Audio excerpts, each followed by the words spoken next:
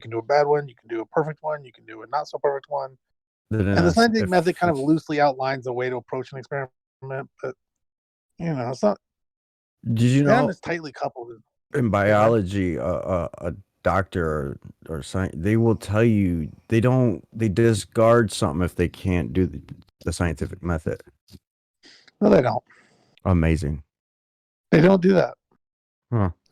In fact, if you actually talk to a PhD or a biologist or really any scientist and ask about the scientific method, they'll basically tell you we learned it in 5th grade, I think. But what they do now is just science, and science is a little, richer and fuller than that. They don't boil it down to like 6 steps because they don't need to, because that's just sort of how you teach your kids about it, but not really how you implement it. Now, in biology, they do a lot of observation, which is is a version of the scientific method, although QE says it's not. But it's not experimentation. It's them doing what you call scientific observation. Like, biologists are like little ton of what they do, like just observe the mating patterns of a particular bird or something and record them and understand them. Right. So the definition of pseudoscience consists of statements, beliefs, or practices that claim to be both scientific and factual, but are incapable with the scientific method. Incompatible with the scientific method? But scientific method there capitalized? Capitalized. It's just pseudo. If there's no experiment, you're either making... No, that's not what it says. Experiment, maybe. It says incompatible with scientific method, and what they're essentially saying is, you say you're doing science, but you're doing something that doesn't actually test hypotheses, or isn't falsifiable, or in some other way breaks logically from science. Like a classic example would be, the usual example is astrology versus astronomy, where astrology is also a study of the stars, but it's a study of the stars that can't really be falsified in any way.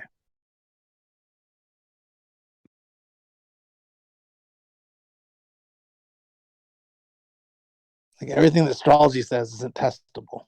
I wonder how you would have an experiment without the scientific method. I wonder how that would be.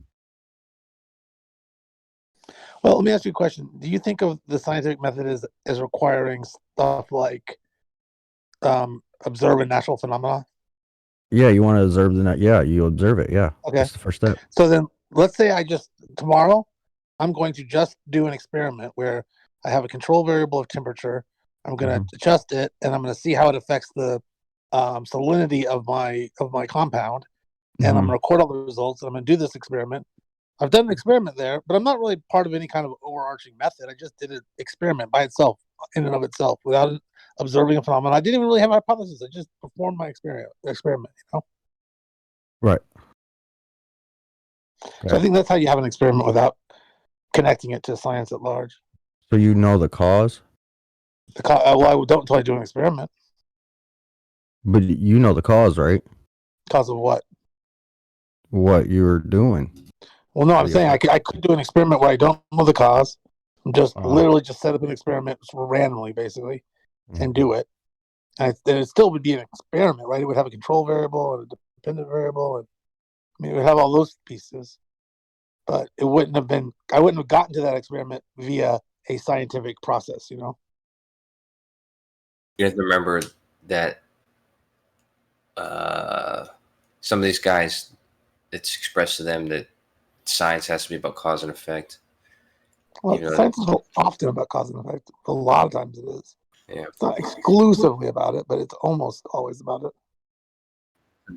I like cause and effect because I like to be on point. Yeah, but you can even learn about cause and effect without doing experiments. Like there's certain kinds of scientific observation that will tell you the answer to something like a cause and effect question. Like when they figured out about Neptune and Uranus, they figured out what the cause of a perturbation in the orbit was without doing an experiment, by just doing an observation. At the end of the day, I feel like what QE distorts is these things aren't. He acts as if these things are like exclusion rules designed to make it so that certain things don't count. But that's not really. They're guidelines to sort of get you going in the right direction. And as long as you're going in the right direction, as long as you're as long as you're learning new truths about the world around us, the physical world around us, you know what I mean? As long as you're coming up with hypotheses that you can test and then testing them, you're doing science. All the little things that he considers to be restricted or required, nobody in the real practice of science would ever say those things are required. I don't believe, at least. Watching the video that he does with VD, and it's one where VD is saying that observations are science or are part of science. Yeah. The experiment, and then QE pauses it and says that's a fallacy, specifically a composition fallacy. And yeah, it says, and then he defines it, but it looks like he defines it the same way it's defined here. It just says it's when you infer that something is true of the whole from the fact that it's true of some part of the whole. So I mean, you can do that if you apply an observation inappropriately. You can end up committing that fallacy. But the act of observing is not in and of itself that fallacy. The act of observing can be informative. But what he's saying, you can't really generalize. So it's like if you observe something happening once, you can't then turn around and say that is now truth for all things. You know, it always is this way or something, which would be that Dang, fallacy. dude, I think I got some fans up in here, man. I appreciate the love, guys. don't worry about it. No, but I love it. It's amazing. No, but oh yeah, I think we talked about that before what were we saying? Oh yeah, right. That observation, like an observation on its own, is not science every time, but you can be doing science and just be doing observation, but that doesn't mean that every observation is science. So I think if you said that just because you're doing observation that means it's science, that probably would be this fallacy. But Right. not every observation is science, obviously, but you can be doing science and just and only be engaging in an observation. Yeah. There's much more to learn, though. That's for sure. I got a lot to learn.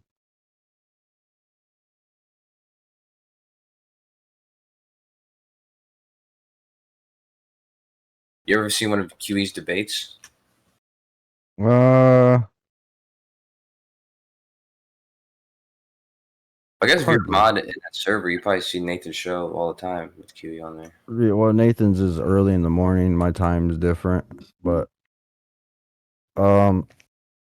yeah, Harley. I mean, I see it. I hear him here and there. With Rumpus, it's quite hilarious. I find that very funny. It's just cutting each other. It's funny. It's pretty persistent. What, Rumpus? Yeah. Is Dress muted?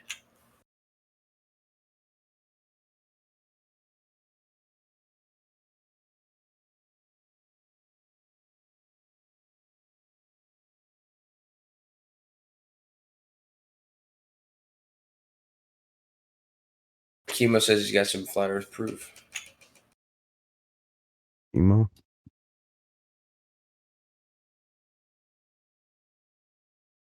I'm just reading the chat. KIMO says he's got some flat Earth proof. But for nearly 10 years, Simon's theory about dead rats was largely He has to say that.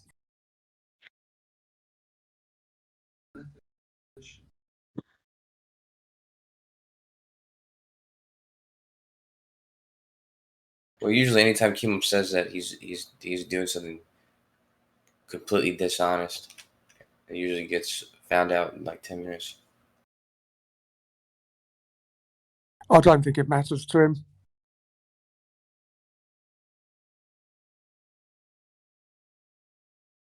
Well, I'll be first to say I'm excited. So Yeah. I was gonna say that to KIMO too. That was kind of.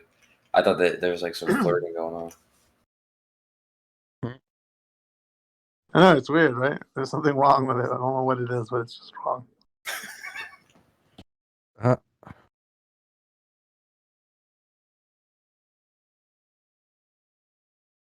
Yeah, we can all get pleasure out of badness. I find it pretty decent that like you're you believe in the globe kosher, right? I believe the earth is flat and look, and we still can have a decent conversation. I don't see why other people can't do that. I don't comprehend that. What's dysfunctional within people? Because people get annoyed with other people lying to them for 3-4 hours straight. So People get emotions annoyed. Yeah, wouldn't you get annoyed if somebody was No. constantly lying to you? No. Oh, okay. I do. My children lie all the dang time. I'm gonna yell at them, scream at them, and they go crazy. That's a Unless shitty they're analogy, stealing isn't or it? something. We're talking why- about why adults you- here, not yeah. children. Exactly. Right, but if you I mean, like don't, just like now, that right there is starting don't- to piss me off. if you don't love all, right, and you hate one, you have love for No. none. Again, this kind of bollocks is what gets people fucking pissed off. You're just No, that's trying to just blow within your own you. trumpet about how you've had a nice conversation. That's your I've own given issue. you a You gotta deal reason with. why. I've given you a reason why people get annoyed, and you've just done what I said. People get Right. annoyed at, and you also do that thing where you talk under people all the time. You sound like a woman right now. You all right? Just accept his explanation and move on.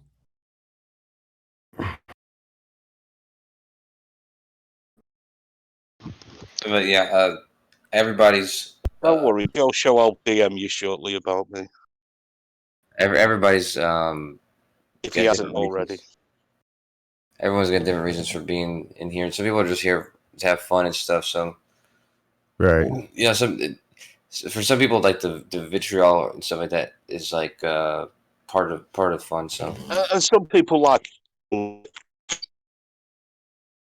Some people embrace. Some people try not to be false and nice when they don't like somebody. It's called being honest. There is another thing, Don. You're being a lot more pleasant today than you have been in the past. So I think you can have a conversation, right? Calling everyone a mess and all the rest of it like you've done in the past. It's not productive for any, good conversation.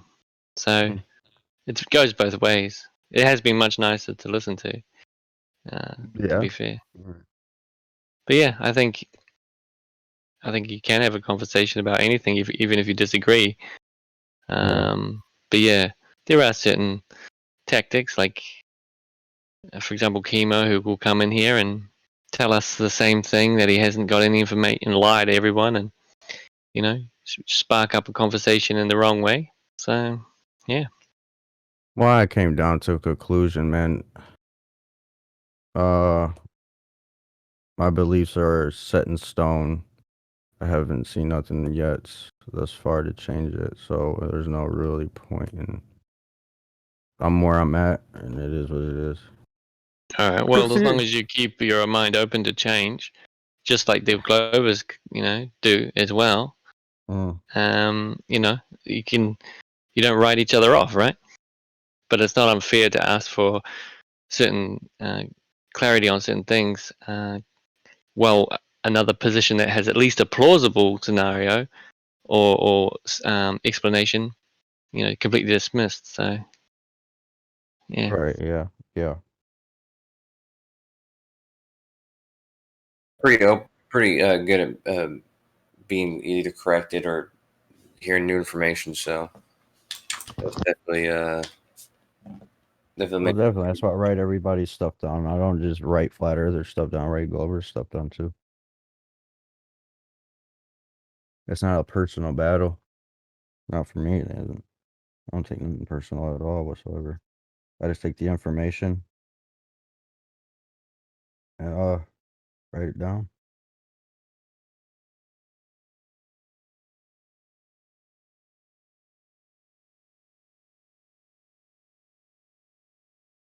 Shouldn't be asked, afraid to ask Geo, why would they lie?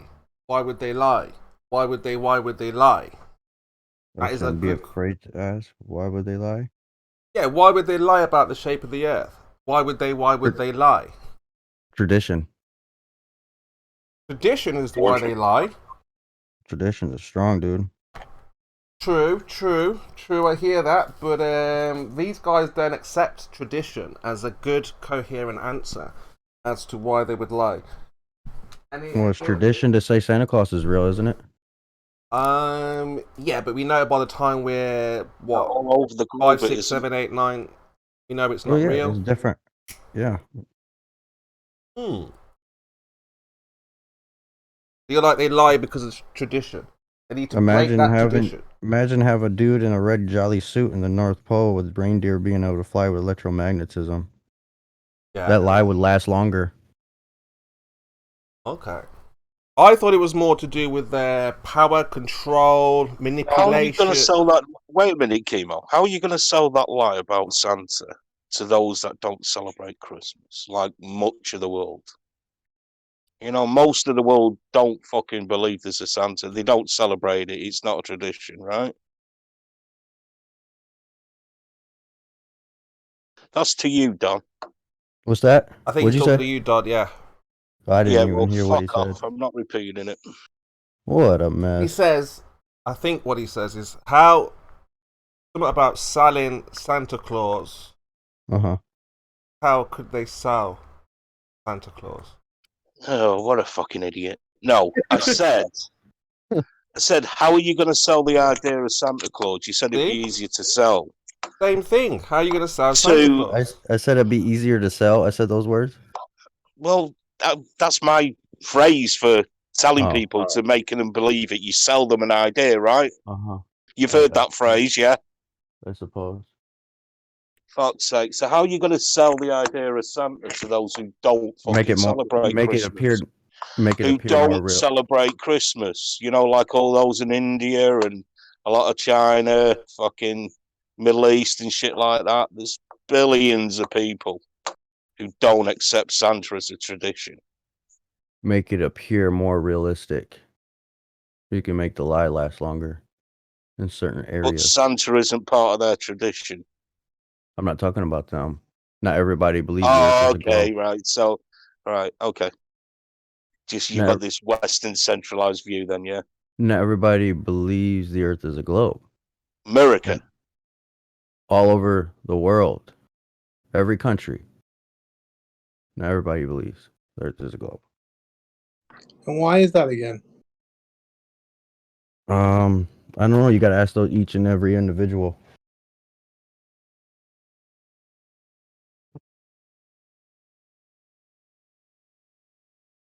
Well, is it too difficult for you to make a generalization? Well, I'm sure with Brazil, with that Convex Terror documentary, that probably had a huge effect on people in Brazil. Do you rap, Don Gio? Do you rap? Yeah. Okay, so we've got a song called "Why Would They Lie." Have you heard it? Yeah. What do you think of it? It's decent. Meh. Did you hear my verse? Did you hear me? You didn't hear me? I heard the... You just heard the American. I was the only English guy on there. His ego is crushed. Yeah, I'm the only English guy on there, so I give it a little bit of a different flavour. So try and check that out. I'm the third verse. And it's not about him, Rizla. It's the third. I have to listen. Yeah. Yeah, it's the third verse. You were in that song. Flavour. Get the one with the lyrics, because obviously with my English accent... Well, multi-toms is the best. English rap is difficult for Americans to obviously understand, so I put the subtitles so you can understand what I'm saying, right? Right. Let me get that I have up to for hear that sucker again. Yeah, don't worry about everybody else. Well, worry about everyone else, but I mean, if you're talking to me, so... The wide demo lie. I mean, we've got to talk over him because he's not going to stop.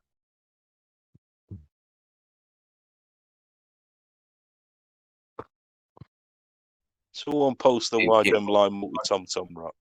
Yeah, I'm getting it now. Gotta find it now.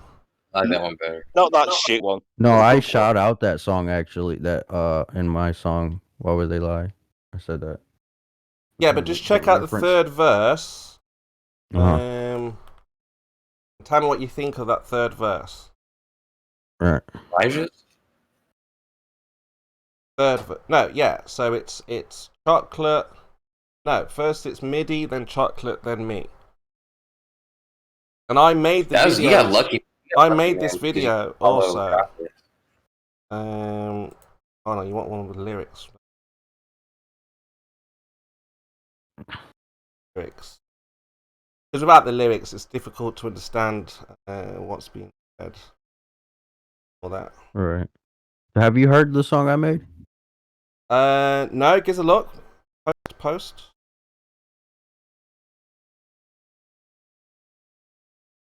Ah, here we go. The funny thing is, I got Globers that like it, even though they don't think the Earth is flat. They actually like it, so that should say something. Some Globers like that song that KIMO's about to show. Yeah. So what it was, because everybody asks why would they lie. We had this guy. He was like at the beginning of this video, why would they lie? And then we're just like, oh no, that's not the.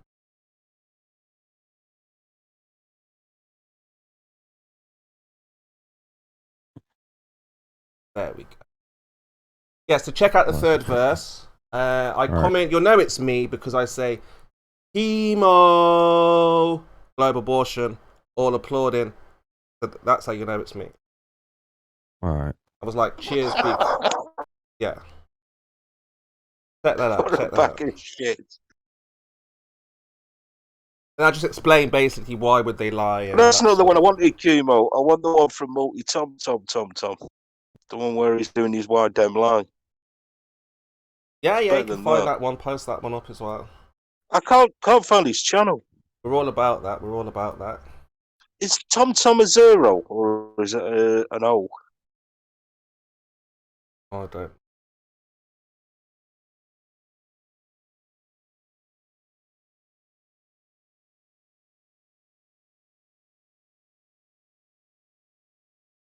What have you listened? Oh, he's listening right now.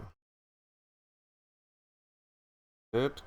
Checking out. We're raising awareness, guys. You see, we raise awareness, and we let as many people as possible. You mean you're filling your ego head? Filling you in your quota. No. I didn't make the track. It's not about me, but here are the lyrics, and this is where I come in. And have you seen what I did? And I've done this, and I didn't make it's not about track. me. Fuck. I didn't make the beat. All I did was put the video together, and go on the third verse. That's all I did. So you can check that out. Again, we're just spreading awareness. No, you got to check that one out. It's much better. Why them lie? Yeah, multi-tom. He's one of your finest, isn't he? He is. The top tier is our multi-tom.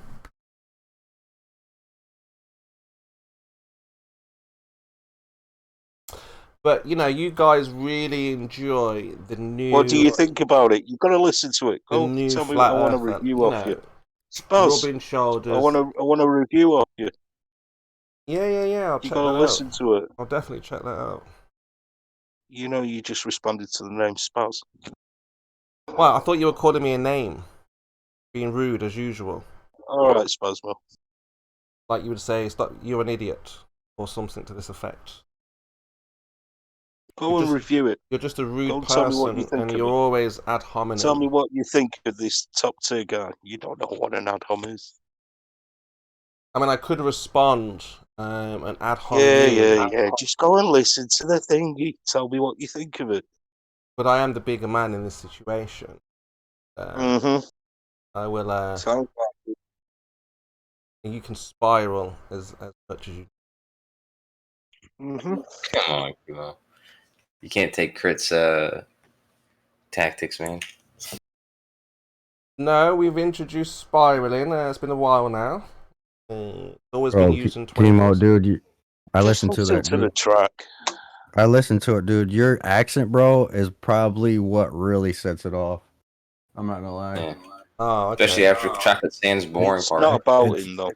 It's different, man. Yeah, that's what I was saying. It's so, you might be used to the American sound or whatever, and it's like, oh yeah, man. But obviously, you've got a different flavor on there. Yeah, You might like it, you might not. Yeah, I definitely liked it. You had a delivery. The cadence was right.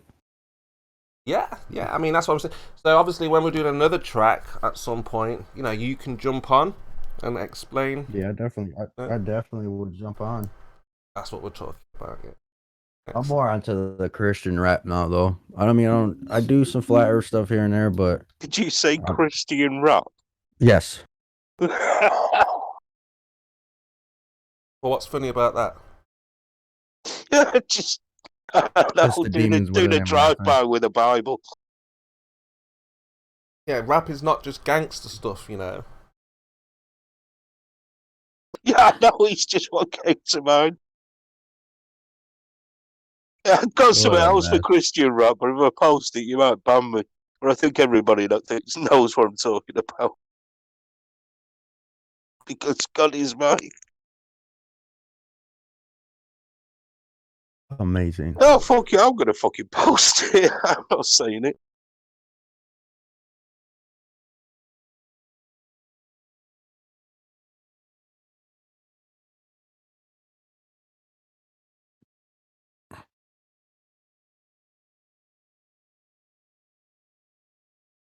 So, Bio, notice how Veach has ran away because he knows... Christian rap at his finest, there you go. He knows that the questions are about to come thick and fast. So all we have to do, when he's telling you, oh, we've done it, we've got it, it makes sense, and tries to tell you a story or something, it's called damage control, because he is the son of an astronaut. So he's got to defend this in any way possible. And, he's just going to say random stuff to try and stop or shut down the conversation, right?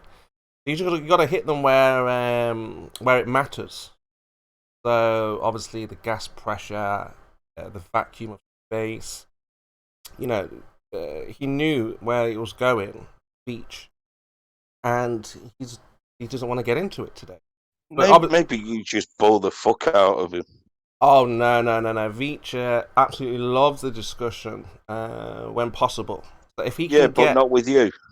Because he knows that he can't get away with making up nonsense. He knows he can't just make up random stories. The thing is, without seeing as he's not here and you validation. that means you can't get up with nonsense. So I'm going to say, I don't know why you left. I was hoping he was going to hang around and be questioned about his reality. But again, he wants to keep it on we don't know everything 100%, but what we do know is that the things that are working, they work.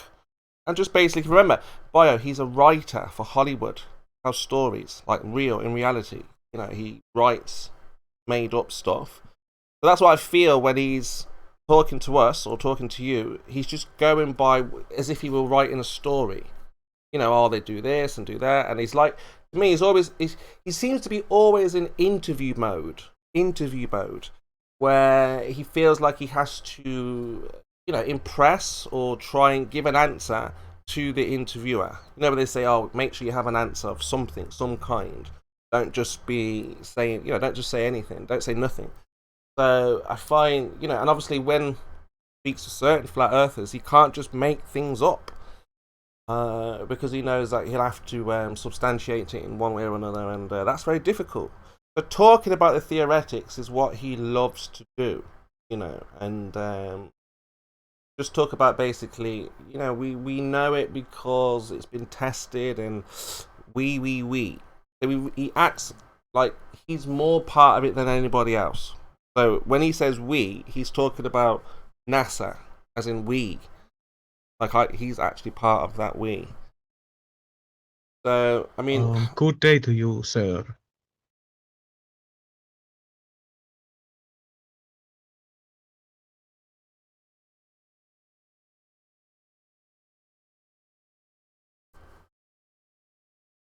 One sec. I'm back in a sec.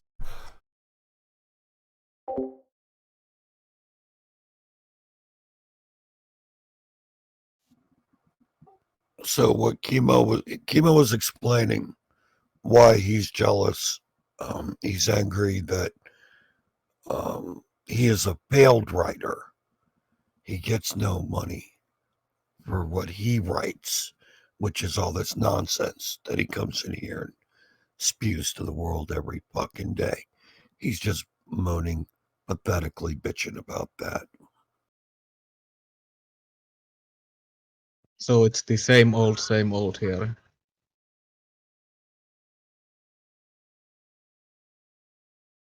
Look at this cat dragged in. This racist bastard. What's going on, my man, Wolfgang? Hey, well, did KIMO present his proof? I wasn't listening for a second. What do you think? Well, I heard he was saying something about Scott. That's why I was wondering if that was what the proof was about Scott. Or Nah, it's just his crazy wild claims as normal. Probably mixed in with a few as yet unrecognized lies.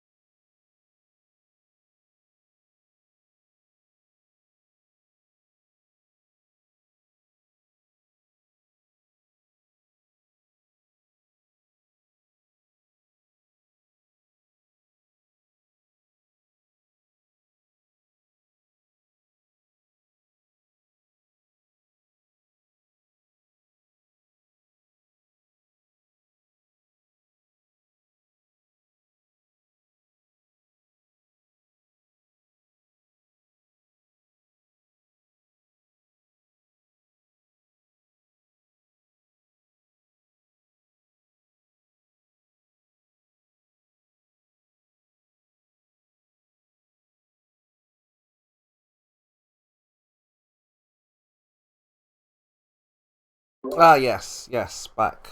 Sorry about that. Yeah, I mean, like I say, the globe is here.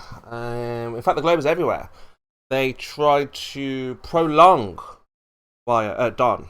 Got the same name, similar as BioDual. You've got Geo similar. But anyway, they like to prolong the situation. Which is why you'll find they don't have much to say unless they can give you the narrative, the story, the fairy tale. They haven't got what we need, which is the science, the verification, validation. You know, we're talking to Veach earlier on there, and he would just lead you around Mary Bush all day long. He will never provide anything that we can be validated.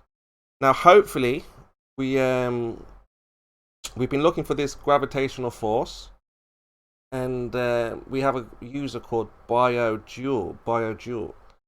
Now, he's promised to provide mass attracting mass in a vacuum, which is something we've never ever observed before. So hopefully once this mass attracting mass is validated, we see it, observe it, then they have a strong position in terms of their force. Gravity now becomes a force. You see. Because right now, they don't have that force. They only have what they think is gravitational pull, which hasn't been hasn't been tested just yet. They like to provide papers, peer reviewed. Now we've shut down any ideas of peer review papers, because obviously before the idea was we can just trust scientists who have peer-reviewed papers. It did sound good before, but because we pressed, because we were very curious about, well, who's doing these papers, what's the process, do they have an experiment with these papers, and what we've discovered we've discovered there are no experiments to back up the peer-reviewed papers. So what we find is just a bunch of guys looking at each other's papers and saying, yeah, that looks good to me. Yeah, I agree. Yeah, I'm your peer. That can pass. Yeah, teach that in the schools. Yeah, I agree. And that's not going to fly in 2021. I don't think it flew in 2020, but definitely not in 2021. So, BioDuel kicked off the year with a fantastic experiment. We can call it an experiment because he's going to manipulate his independent variable. So this is good news. And I am nervous because if he does this, then where do I go from there? I mean, the only thing that keeps us going, the only thing that gets me up is the fact that you haven't got the Force. The Force is not with you. Okay? And as long as the Force is not with you, we can continue to progress, move up, move forward, and pretty much show any globe earther that they have this idea is nothing but just an idea. So I am nervous. BioDuel's been in, he's been out, he's been in, he's been out, he's wondering what the mood is like. Are they talking about it? Have they forgotten? I suppose he's thinking, I hope KIMO forgets about this. Maybe he won't bring it up again. And no chance. This is something that we were promised, we were told that he can deliver. I told him he cannot deliver, not possible. I don't know why people don't listen to me. It's fine, you want to experience these things, because I do give you next year's feelings, emotions this week. So I do try to tell you how you will feel next week about a situation. And I did try to warn BioDuel not to do it. Don't bother. It can't be done. You won't do it. But, you know, the ego of the globe earther is just sky high. Sky high. I'm a globe earther. I can show Cavendish in vacuum. I can show science. Me glober, you flat earther. It's like, dude, you're not showing any mass attracting mass because it's not a force. He's like, right, I'm going to go to university, go to a college and prove it to be true. And that's what keeps the flat earthers going, guys. Simple things like that. I mean, look at me now, for example. Full of life, full of confidence, full of activism, full of thrust, full of go, full of vigor. You know, and that's simply because the science. Okay, what about that Wizards season? Started off so well and kind of went downhill from there. We haven't seen the decline in flat Earth just yet. I think when BioDuel presents this experiment, it's, I wouldn't say good night, but it's going to be the hardest thing to be a flat earther. Like how you say we're morons now, or idiots. With this force, you know, all we deserve is ridicule afterwards. Yeah. I guess I gotta ask you about that, man, because you keep saying that, like, you can't progress if that happens, and it's like the end, and it seems like you're one of the only flat earthers that I know that talks like that, like fears some kind of like, you know, ultimately they'll be finding out the truth, right? Like you'd be discovering if that's true or not. It shouldn't be dreaded, whatever the outcome is, you know. Mm-hmm. So it just seems like you're dreading that it might come out that gravity's real or whatever. Oh my goodness, Kosher! If it turns out you've got this force. I mean, the embarrassment is going to be sky high. We're going to look the most ridiculous people on the globe if it turns out there's a gravitational force.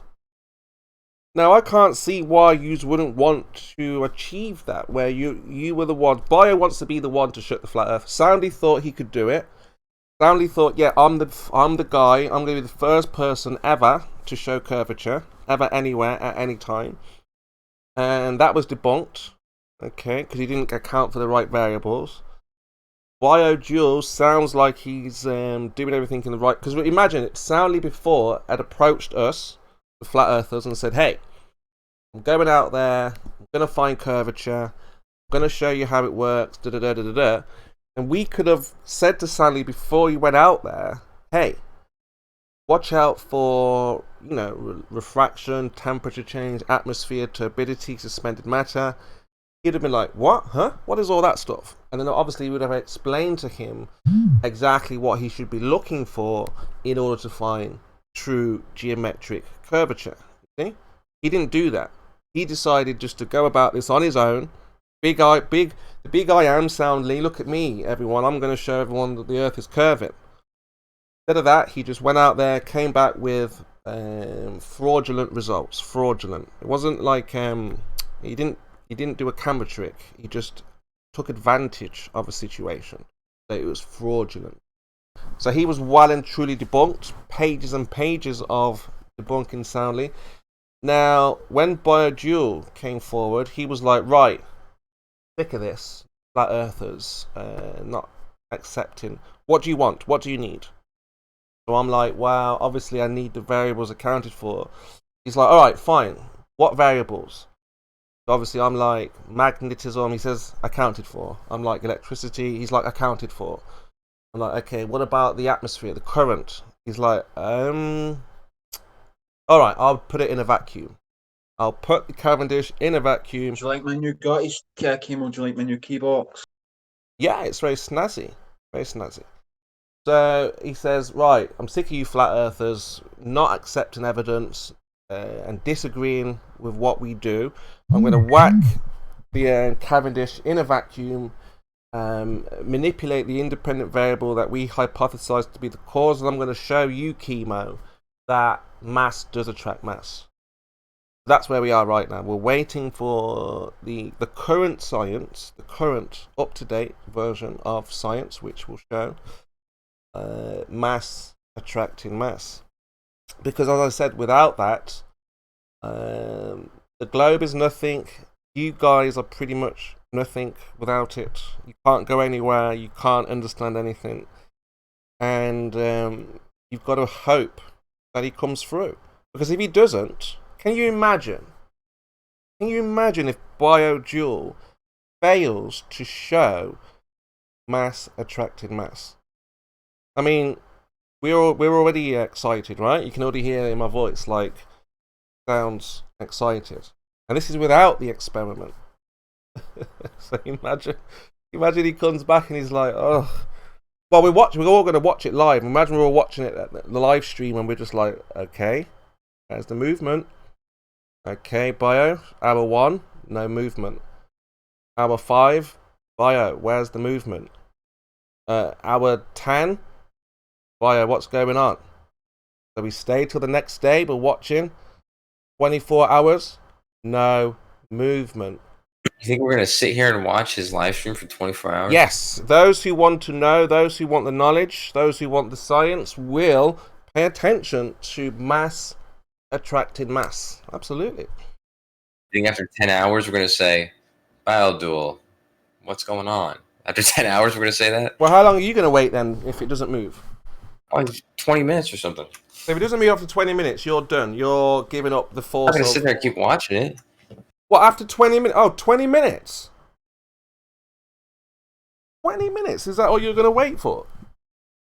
So you're saying if after 20 minutes there's no mass attracting mass, then there's no force of gravity. Is that what you're saying? No, I'll let him keep doing his experiment, but I'm not going to be at some watch party sitting there for 24 hours. But how long do you think it would take for mass to attract mass? I imagine you'll see something within the first hour. The first hour, Hold on. yeah? Hold on. KIMO, explain what the Cavendish is. So, Kosho, if in the second hour we don't see anything, then what? Explain what it is, KIMO. That long, man. Kosho, can you explain what the Cavendish for sheeple? Not Kosho, you. Fish? Like a fish. Wait. Kosho. KIMO's expecting to see something, so he must know how the experiment works. So, KIMO, what is the Cavendish and what are you expecting to see? Coach, explain this for sheeple. Goodness sakes. I said, I thought it was just I a know fish what it dinner. is, Kimo. I'm I asking thought it was if like a you do. tilapia. So, like I said, Kosho is going to wait for up to 2 hours. It's where you serve salmon, right? When you have sushi. Kosho, how long are you going to wait for? You said 2 hours. Yeah? I said I will not be there 2 hours. But listen, how long would you expect? You said it within the hour. So if within an hour. If it doesn't move within the hour, then what? I was more faster than you answer this question. Do you know that? Do you realize that Kimo doesn't even know what the Cavendish is, and he's expecting to see it work or not? It's true, Kimo. You're a joke, Kimo. So how long? How will you know if the Cavendish is successful if you don't even know how to explain what we're going to be witnessing? If what is a vacuum, first of all? See, just keep repeating. What is a vacuum? I asked you a question, Kimo. I'll answer yours after mine. How about that? Well, you interrupted a conversation, so being as you want to get involved. Well, I'm just asking what you expect to see. You know. Kosho, tell him what we expect to see. Maybe some nice sides. I don't know. It's a fish, so probably some tartar sauce. Mm-hmm. Also a banana. To be honest with you, I'm not real familiar with the Cavendish. I don't really know what it is. We're not really familiar with the fish, sheeple. The It's so Cavendish, funny, we're not familiar with it. I always hear people say that word, but I don't know what it means. So I've got the definition for you, sheeple, of Cavendish. Mm-hmm. Go. Yeah, and it says tobacco softened, sweetened, and formed into cakes. Satisfied? Excellent. Thank you. There you go. So how does that fail? Hmm? How does that fail in a vacuum? What, tobacco that has been sweetened? Well, we're going to test if it's... Look, just admit you don't know what the Cavendish experiment is. I've just given you the move on. definition. That's not the Cavendish experiment. That is the definition of Cavendish. It's also a kind of banana. Oh, he's so dishonest, Kimo. You talk about Glober's dishonesty. Alright, you show me the definition of Cavendish because that's incorrect. Then that would be giving you the answer. Well, I've just given you the answer. You've already shown you don't know what it is. I've just given the answer. But here you are mocking Biology while he's not here to defend himself. It's the wrong answer. I've given you the answer. So if it's the wrong answer, you've given the wrong answer, which is all you had to do. Mm-hmm. What is all you had to do? What is the right answer if that's the wrong answer? Aha, you don't know. Was an experiment. Cavendish is an experiment using a torsion bar. So it negates the downward force on the weights that are hung on it. And with modern technology like Blue's version, the movement is detected by a ruler and a laser beam that is shifted as the gravity makes the large object attract to the smaller one. Yeah. Not according to this definition. We've got this 1.6 millimeter gold ball in a 7 Tor vacuum, which is even stronger than the height of the ISS atmosphere, or less than, higher grade vacuum. What with all the measurements and all the rest of it, with all the pictures, everything like that. You sound like a lunatic, sheeple. What are you talking about? And so there's already been modern day experiments with Cavendish or gravitational tests inside a vacuum, and you completely ignore it. Okay. So, can we get back to the science now? So don't ever say you haven't been given it. I've given you the definition. Also, we've got JC from this channel, from the server. He's in there now, and he's talked about how his lab partners who know exactly about this, who has a vacuum chamber, have all done it. So, are you telling a lie when you say that nobody's provided you anything towards it, including Biology? Are you telling a lie, KIMO? You're asking me why would I lie? Why would I lie? Again, there is no need to lie about the scientific experiments that we conduct. Now, obviously, BioDual is going to conduct an experiment to show that mass and mass, there is an attraction between the two. See? Now, the only way we can verify cause and effect is to manipulate the predicted cause. The predicted cause is the pressure in the container, the atmosphere moving around, the draft. If you remove that, there will be no movement whatsoever. Zero. None. Yeah, but have you done the mathematics for outside of a vacuum to see whether even the weights from the torsion bar would make any difference, even at 14.7 psi? Yeah, the mathematics say yes. If you just say yes. That outright. Mathematics say yes, it works. Mathematics say yes, we get an attraction. It says yes, yes, yes. Mathematics. But reality, practical world, testing with practical objects, Cavendish in a real, physical, practical vacuum will not show any movement, any attraction whatsoever. Zero. Because there is nothing to cause it to move in the first place. And that's what. So your claim is that it's atmospheric pressure. I didn't say that. Don't put words. Try to listen. Well, then carefully. What's the point of the vacuum then? Because I'm trying to understand your logic. In a container, which Blue used, you will have pressure in a container. You would have a gradient in a container. You would have a downward. You will have a downward bias affecting the gases, as you tell us. Yes. All kind of factors. No, not because of because of the torsion bar. You missed that part. Well, again, there's lots of things going on that can be eliminated with a vacuum chamber.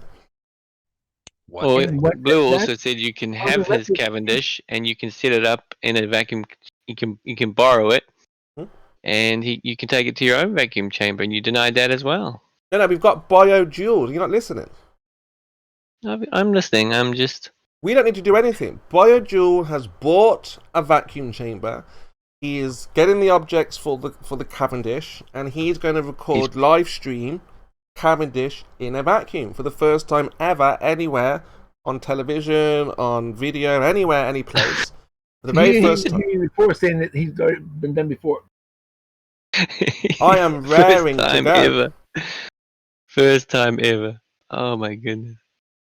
For the first time ever, yeah. We've never ever seen mass attracting mass in a vacuum. Ever. No one has ever seen this before. Ever, never. So until we do... You left out about 2 evers. Yeah, until we ever see mass attracting mass inside of a vacuum where the variables have been accounted for, then obviously we know the cause to your effect. So you need to write it all down so your goalposts don't move. No, got no goalposts will move. Blue Marble's experiment, we know the cause. You do with new goalposts. Okay, hold on. Let me hear this. What's the cause? What, to Blue Marble? That's the he's doing it in a container, right? No. He did it outside the container, yeah? He didn't control any of the air. Did he put it inside or outside of a container? It's in his garage, KIMO. So it was in a container. What do you think a vacuum is? It's a container. Right. So in a vacuum container, we could have less pressure. Right? But my question to you is, why is the vacuum chamber significant? What is your claim? Because you remove the pressure, you remove the current. Yeah. But so if there's pressure in the container, that's going to cause movement of anything that's inside that container. Well, the size of the weights that Blue used was to negate any idea that would have any significance. Okay, that's fine. But again, how do you explain then when he does the same experiment in a vacuum, it does not move? But that's your claim. That's not it. You're not showing that. Not my claim. We have a paper. Really? Post it. Okay. 1 second. Let me get that for you.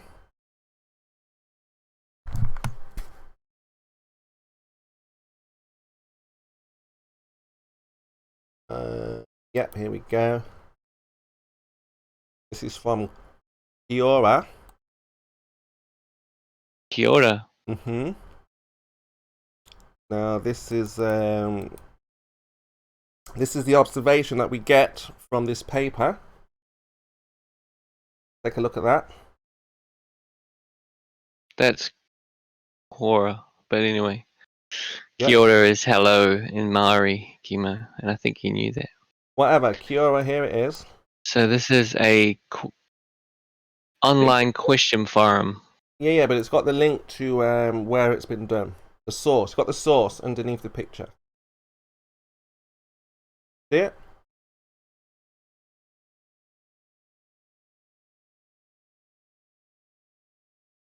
So, when you look at this, do you see any observation of mass attracting mass with this paper? What does it say in that? What does it say? It says mass attracts mass in a vacuum, yeah? Yeah, that's the hypothesis. Now, when we look it says, in the first 2 seconds, this part Mm-hmm. of the apparatus developed to test a wacky theory about the field emission thrusters violating basic laws of physics. Mm-hmm. Spoiler alert, they don't. Isolating it from air eliminated one of the more obvious sources of experimental error. The same devices are used to determine the value of G, which couldn't be given to as many decimal places without doing experiment in a vacuum. So what they're saying, KIMO, is they can still measure G inside or outside the vacuum. I know. What is your point to redo it again? No, we've got it here. Right. You read the paper, it says we've got mass attracting mass, yeah? Got the paper, yes? Or no? Mm-hmm. So that's the hypothesis. It's not a paper, this is an online forum. No, there's an actual paper with it. You've got to look around, there's a paper. But the paper is hypothesizing that mass attracts mass. Yes? No. Well, it says it, right? It says mass attracts mass. No, it doesn't. It doesn't say it mass. Says the same devices are used to determine the value of G, which couldn't be given even to as many decimal places as we get without doing the experiment in a vacuum. So what it's saying so that's not in a vacuum. What is it saying, KIMO, if you can't read it, is that the devices that are inside the vacuum are used outside the vacuum, but the accuracy of the devices that use inside the vacuum, the same device, gives even more precision. But both of them, inside and outside, measure the vacuum. You just debunked yourself. I'm not arguing with the paper. It says that mass. Is it saying that essentially mass attracts mass? Yeah, you got gravity. Yeah. Yes, KIMO. Right. Proving for goodness sakes, people. Why is it so difficult? Inside and outside the vacuum. That's so what is your point? What are you searching for then? Not arguing. That's what the paper says. Yeah. What are you searching for now then? Right. Now look at the picture. Gravity exists. Look at the picture. Not getting excited. Now look at the picture. Yeah, I'm looking at the picture. So this is our observation of mass attracting mass. Now, do you see mass attracting mass? You're an idiot. So you can't answer the question. Very simple question. It's a picture of the device before they shut the door. Do you see mass attracting mass, sheeple? Oh. No, you don't. It's very difficult for you to answer. I know, hard pill to swallow, but you do not see mass. What you do see is a hypothesis. Tell me what I see. Go. You see a hypothesis that says they've detected gravity, mass attracts mass, and it was done inside, outside, all around the vacuum. Yeah? Not argue with what the paper says. It's stone cold. Well, it will be. You've been on the phone. You got a hot mic, Brian. Right. We can hear you live. No, it's not me. Okay. But anyway, sheeple, look, we've got this paper. We've got this information that says Cavendish has been done in the vacuum, right? So what you have to refute now is the claim that they said that they have the data. No, we don't have to do anything. It's already been done, and there is no observation of mass attracting mass. That was the results. False. All right, well, show me where the mass attracted mass. Let's have a look at the results. You asked for a thing. Yeah, you've got the Then you paper. The provided it paper is the yourself. hypothesis. Yeah, let's see now. Then I told you that it wouldn't matter based on the way Blue did it. Then this super ultra sensitive device that was even more precise inside the vacuum proved that it didn't matter inside or outside, violating any idea that you had, come up with. No one's arguing with that. Why would you argue with me? And now you're asking for a video, aren't you? You're asking for us to watch the mass attracting match in a sealed vacuum container. Look, so what you're saying now is I don't care that they have data. That data is not real. No, it's real data. It's the hypothesis. Yes? So how do the real data work both inside and outside the vacuum? And the only thing that changed using the, like I said, 14.7 psi, the same thing as Blue. The only thing that changed was the superior decimal point accuracy. I'm not arguing with any of that. The maths tells us that it works. Yes? That's all numbers and equations. So gravity is measured. Perfect. On paper, yes. On paper, this is what the calculations Sorry, everyone. Sorry. Can I just interrupt for a minute? Don Geo, where you at? Where's this going? Right. Well, see, he's accusing me in the text chat of speaking in the third person. And I just want him to show me an example because I've tried to point out to him on a number of occasions that he's got it totally wrong. I just want to give him a bit of an education on how someone talks in the third person. So, is he here? Yeah, they answer themselves. Should I destroy him and TC some more, or is he going to? They answer themselves. The third person is when they answer themselves before they refer to themselves by name. No. Thank you, Sheeples. No, they answer themselves. No, they go like this. Person. Sheeples, I'll deal with it. Yeah. Don, third person is when I refer to myself as Queen. You retard mong. Thanks, Sheeples and KIMO. Back to the debate. Destroyed. Okay. Get some grammar lessons. Go to school. Great. Yeah. Okay, back to where we were. Oh, so bad, KIMO. These people are representing you, and it's not a good look. Find new ones. I would tell your man to either leave you or suffer by being with you. Why would I do that? I'll tell you something my man wouldn't do. He wouldn't get referring to themselves in the third person. Yeah, no, because your mama. Mong. You tell them what to do. Is that all you've got now? You've got to revert to boyfriend jokes. Pathetic. Yeah, because the people have to deal with you that suffer. Continue, Sheeples and KIMO. Loving the debate. Where were we? Right. Queen. So what do you need? What do you need now? Do you need the data, KIMO? What do you need? We've got everything we need so far. Okay, we have the paper that gives us the hypothesis of what the maths say. Not arguing with that. Okay. It gives you the results, KIMO. What? It gives you the results, KIMO. No, that's the hypothesis that mass attracts mass, and the calculations say this is what should happen. Right? It gives you the measurements.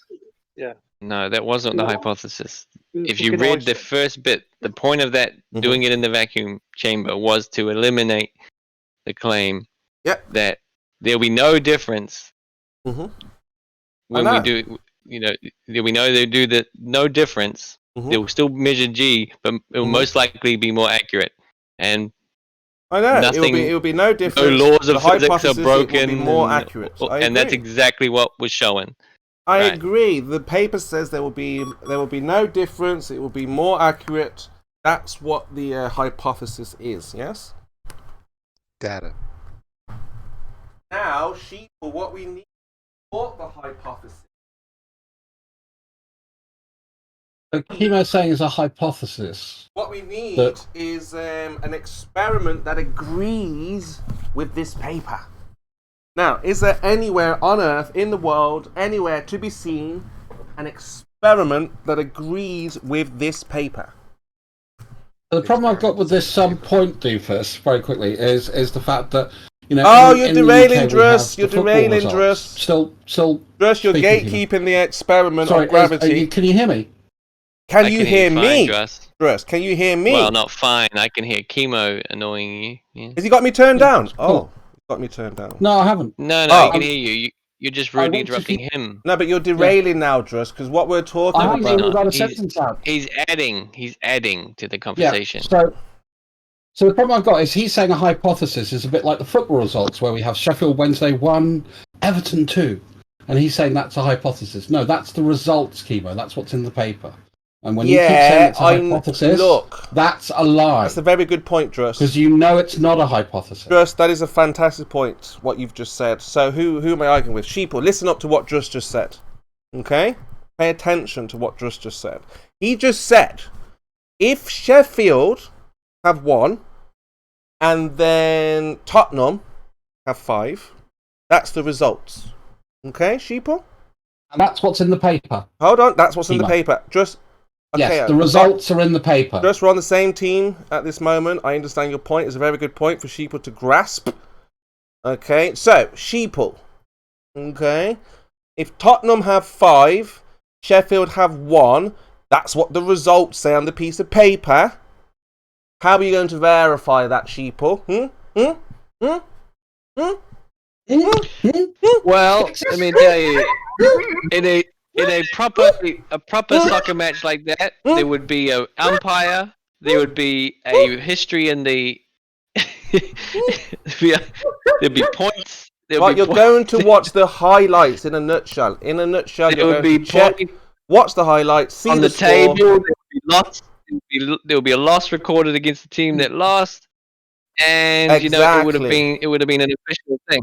So what you're trying to do is deny that there weren't real people watching this, there weren't real people recording this, there weren't the real scientists there, that have the data, and you don't also, here's the key. No, here's the one no, Sheeple, don't spiral now, don't spiral. Did you listen to Druss here?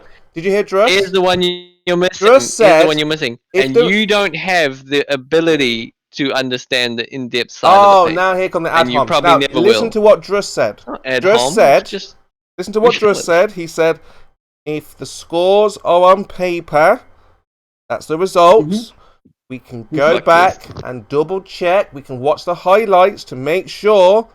Let's say, for example, a really poor team beat a really strong team. You're a Tottenham Hotspur fan, aren't you, KIMO? Now, hold on a second, Druss. Hold on.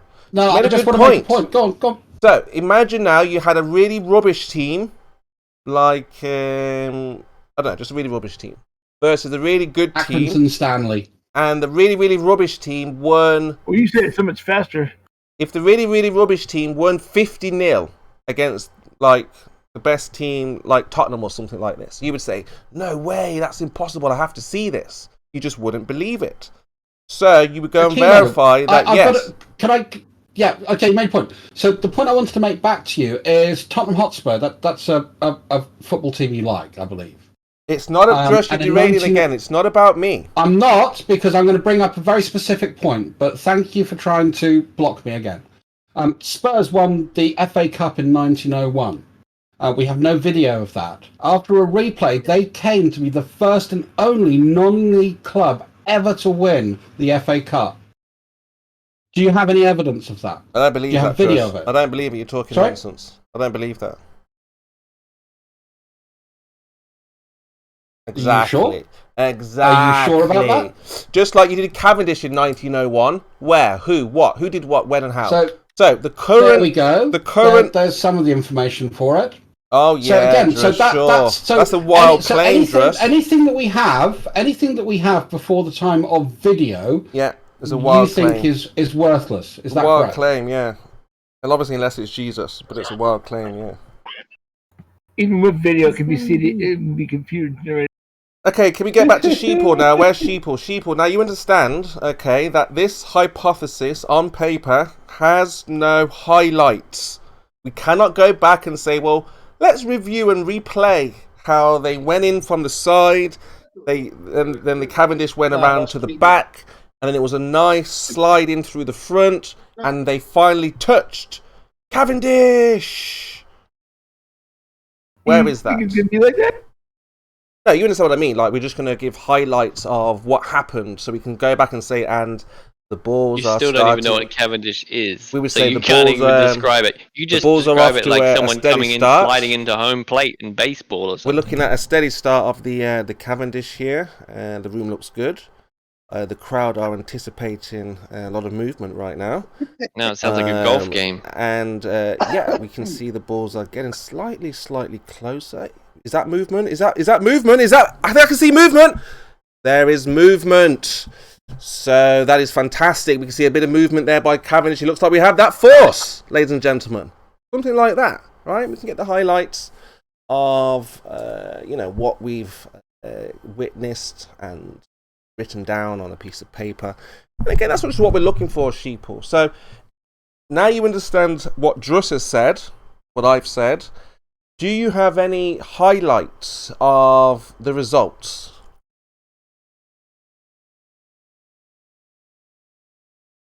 Yeah, for the 1901 FA Cup with Tottenham, we have the highlights recorded by journalists.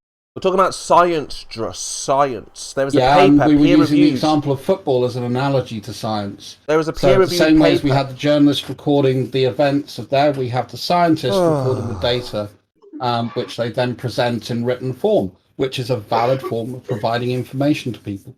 I like what you did there, Jess. I love Thank you. the way you. I really like course that. you're gonna like that. I couldn't quite understand the method as you went into modern soccer, but then I see how you led him Okay, into so the look, trap. sheeple, we've got the results. Just answer simply. Do we have any highlights of what's written down on paper? Yeah, don't I've know. got the journalist reports.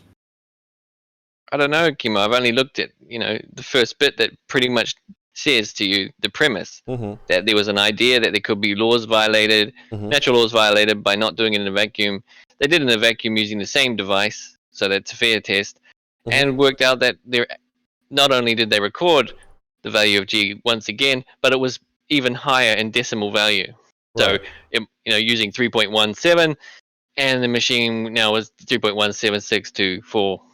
Type stuff, So all you did, this is what you've done here. The premise is that if you're wrong, that this isn't a valid test, you've self-debunked your claim that gravity doesn't exist. You've literally provided your own dagger, and by me explaining to you, I put it through your chest. Yeah, if I'm wrong, it's good night, flat Earth. And you are wrong until you can prove that the data isn't real or complete. No, the data on that paper. Now that you've been provided it, the you data have to is refute somebody's the real data, equation, and not sheeple. the fact Someone that it's believes not what being they've written provided. down. It's not a problem. The numbers work according to you guys. The one paper you can write down equation. We should get this acceleration. Yeah, not a problem. Not arguing with any of that. Again, got the hypothesis. Where's the experiment that agrees with what's on paper? I'm pretty sure. Excuse me. Ugly Horse posted something in the chat as well.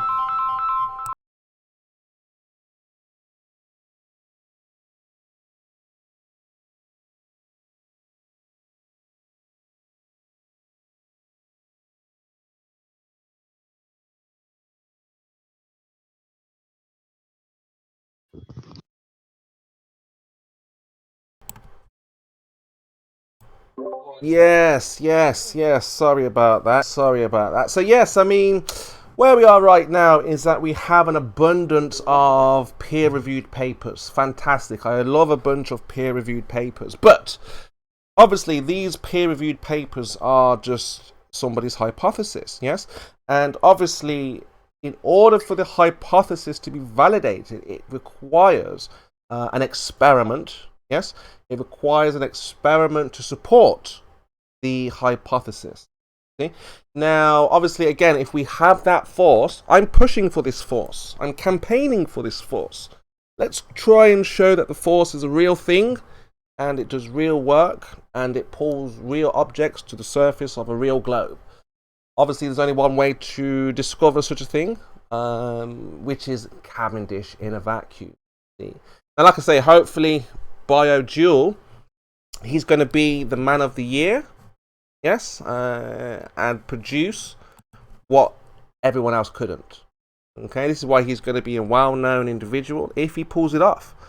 But if he doesn't pull it off, then he's going to look the most ridiculous globe earther in the community, right? Because this was a guy who boasted about, oh yeah, I've seen Cavendish in a college, at a university, and yeah, I can show you that, it's not a problem. And I was like, whoa, really?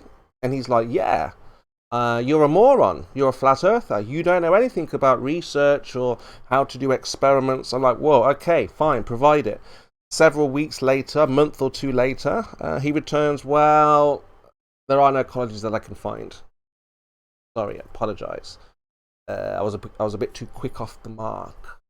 So he said, right, what I'm going to do, because I am a globe earther, I've got to prove to you flat earthers that you are wrong, we are right. That we know that what we're talking about is true. We know we haven't been lied to because we can obviously repeat and replicate what our pseudoscientists have told us. See, that was his impression, okay, that I got from him. So he went away. He bought a vacuum chamber online to make sure it was the correct. But nobody can say all that crap. That's what was in your head. No, he didn't say all of that, but to that effect is basically, I'm going to show you that it works in a vacuum. I was like, don't bother because you're wasting your time, you're wasting your life, just go and live your life on the flat plane, just relax. No. I'm the big I am, I'm the big globe earther. I understand we wouldn't have been lied to. We'll find out. What? I said we had it recorded, so we'll find out. Yeah, it's all recorded. Should be uploaded soon enough. But again, the idea is that when the globe earthers swan around and act like they know more than the flat earther, I mean, I don't mind. If you know more, then fine, you know more. But at the moment, it's apparent that you guys obviously don't know more about the world. Like you might know more about cars or motorbikes or something like that. When it comes to the Earth, the atmosphere, what you call space, how light works, so many various different things that the flat earthers have a very good understanding of. Coriolis and stuff like that. You guys are, it's sad to say, you're lagging behind. Every day that you keep on accepting forces without experiments. You are hearing what he's saying, right? What you say there, Thon? Want to say something? Yeah, I'm saying you sure are talking a lot about what you know and what all of us don't know. Even though you haven't really proven that in any way since. Are you not listening to what's being said? We've got Cavendish. Oh yeah, definitely been listening. Yep. Yeah, so we've got Cavendish in a vacuum. We have the paper. There is no movement, Thorn. None whatsoever. What does that tell you if there was no movement? Tells me you didn't read the paper. I read the paper. It said there was movement. Yes? That's what the paper said. Now remember, any paper has to be supported with an experiment. You guys just overlook. Yeah, but you don't have to video that experiment live. So where is everybody? Where is you can actually just take notes of the results from the experiment. But where is that forms your experiment? Paper, which is the evidence that you've conducted that experiment. And if people doubt that, then they can recreate that experiment using the methodology described in the paper, and then they can falsify it. That's how science works. Bro. Yeah, but what I'm asking is, has anybody repeated this experiment, okay, and shown it to be true? Wow. They have shown. They just didn't personally show it to you, KIMO. Who did they show it to? That's a mistake. Who saw it? How silly that they didn't involve you. I know. Who saw it? I mean, who what were they thinking, KIMO? Who saw it and who did they show it to? Don't they realise who you are? Well, who did they show it to? KIMO, what experiment y'all talking about? Hello? Oh, any experiment. KIMO needs to be your name's not KIMO. Your name's not KIMO. You're not answering for me, Dress. How many times again? You've started it again, Dress. Otherwise, it's just a story. Your answer. Has he got me turned down while your answers for me? Yeah, what is the experiment you talking about? Hold on, he's answering for me. Erectostomies. Just, can you stop answering for me? KIMO, what's the conversation about? What's the topic? None. It's KIMO rant time. Again, he answers for me. What's the topic? What's going on? What is the topic? What's up, Brian? What's up, man? Yo, man. Hey, Brian, what's going on? Yeah, good, man. What's the topic? Well, there is a gravitational force that pulls objects to the center of the globe, supposedly, and we're trying to figure out if there is a force or not. Yeah. Yeah. There's a boom boom force downward toward the flat Earth and the ether, but the Earth isn't necessarily a ball. That's just a Neoplatonic abstraction. There's a boom boom force that goes down toward the flat Earth. I thought I was talking to KIMO. You're not. Well, it is kind of open, but basically that's what it is, Brian, is that we're trying to figure out if there is a mass attracting mass force, because of what I say, I know you probably won't agree, but we're going to have huge problems, Brian and Lemon and every other flat earther, we're going to have huge problems if BioDual is able to show mass attracting mass, because I'm going to say, well, we've got a force, we've been able to manipulate the independent variable.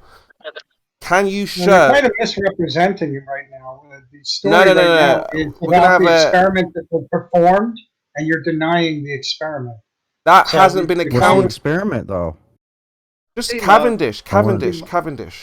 Oh, yeah, okay. If this Cavendish experiment worked, they would have it all over museums and everywhere you go. I know.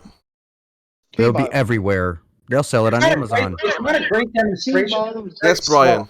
Great demonstration. KIMO. Yes, Brian. What do? They hang balls on wires, don't they? Yeah, it's lead balls. Yeah. What force is holding them wires vertical on them wires? Oh, we're trying to determine that. It's funny that lead balls contain electrostatic. Let's say what alleged force is pulling them balls down? Well, that's what we're going to find out, Brian. We're going to find out if there is a force pulling them down. Well, let's say what force do they propose that it is? Gravity. Yes. Now, gravity is caused by the density of the Earth, yes? We don't know exactly. Gravity, yeah. So the more dense that the mass is, the more acceleration there is, yeah. So what you're telling me is, if you have a small ball that is being pulled down by the Earth, 3959 radius, massive gravitational pull, if you put a ball a foot wide, it will pull that ball against the massive gravity of the Earth downwards. Is that what they're proposing? Yes, Brian. Yes. Absolute ridiculous. No, it's the balls. It's the lead balls actually attracting to each other. You cannot make. That's what. But Brian, look, check it out. Lead or any other substance overcome the pull of the Earth. Can you? Brian, are you saying? What you need to do is you need to go and read the abstract to what the Cavendish is. Brian, let me ask you something, Brian. Let's say it's the two lead balls trying to pull. That's what they're trying to test. No, but Brian, let's say the Earth was a magnet, and then the ball was magnet. Are you saying we couldn't pull the ball towards us with another magnet if? No, you would if the magnet was of comparable size to the one that's pulling it down. No. But you're not. No. Hold on, Brian, slow down. Brian, slow down. So we've got Cavendish.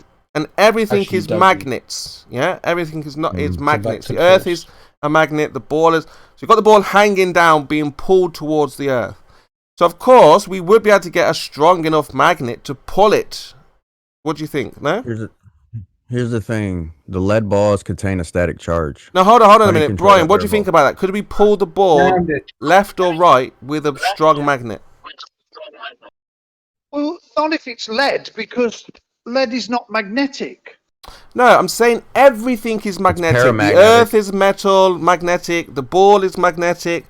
And you're saying that if the ball is hanging, you're saying if the ball is being pulled towards the Earth through magnetism or whatever force, that we couldn't take another magnet and pull the ball towards us, even though it was being attracted to the magnet.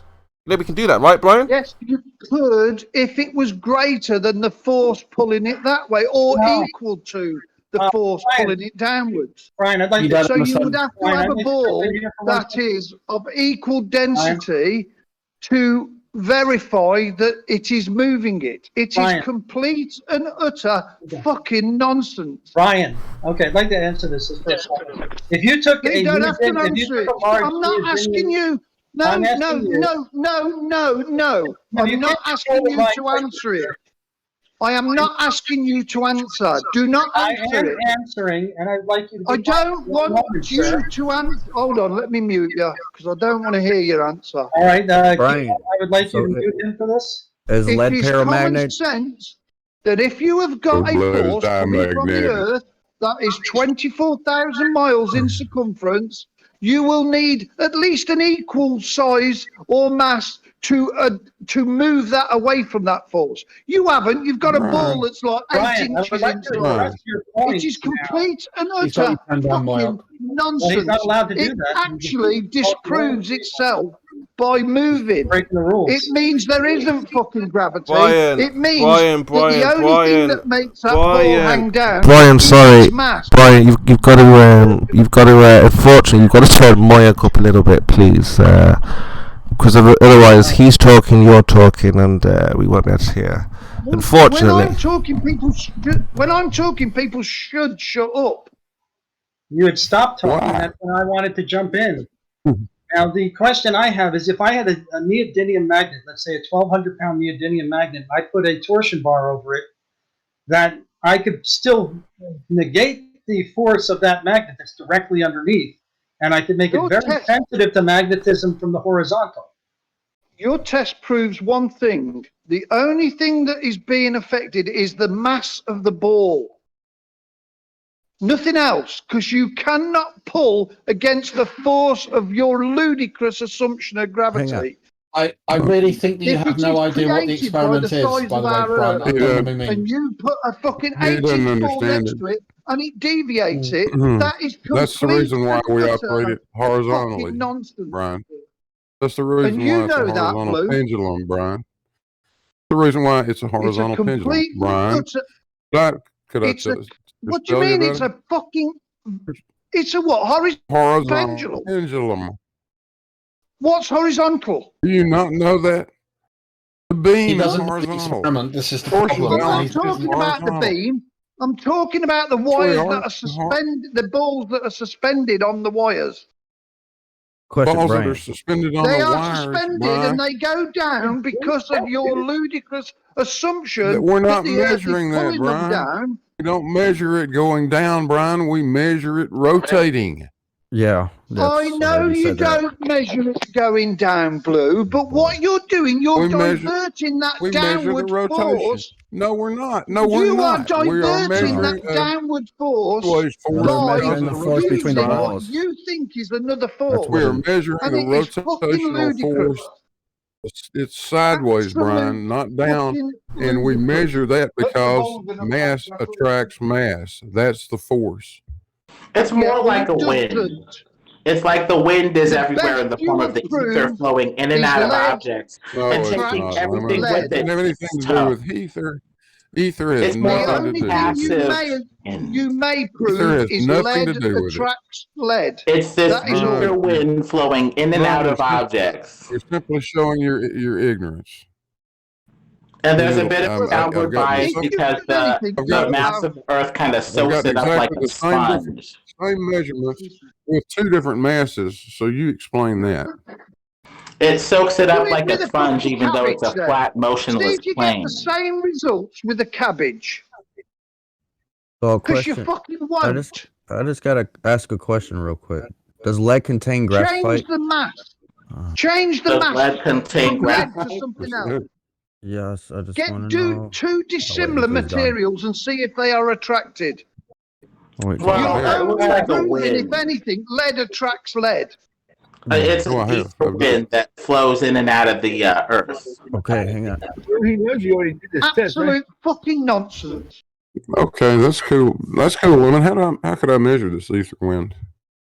We would have to do the not the Cavendish, the Michelson Morley, up, down, left, right, and in different substances as well. Okay, so does the lead balls have graphite in them? I just want to see if somebody can answer me that. Oh, Lead doesn't have graphite. Does a graphite ball have lead in it? I guess is your question, huh? Like pencil lead? No, it's graphite. Does lead contain graphite? Pencil lead does, yeah, but like lead, no.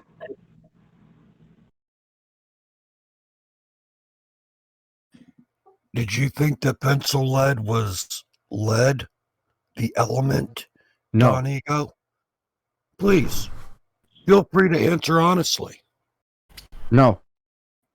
Why are you asking? Because I'm researching.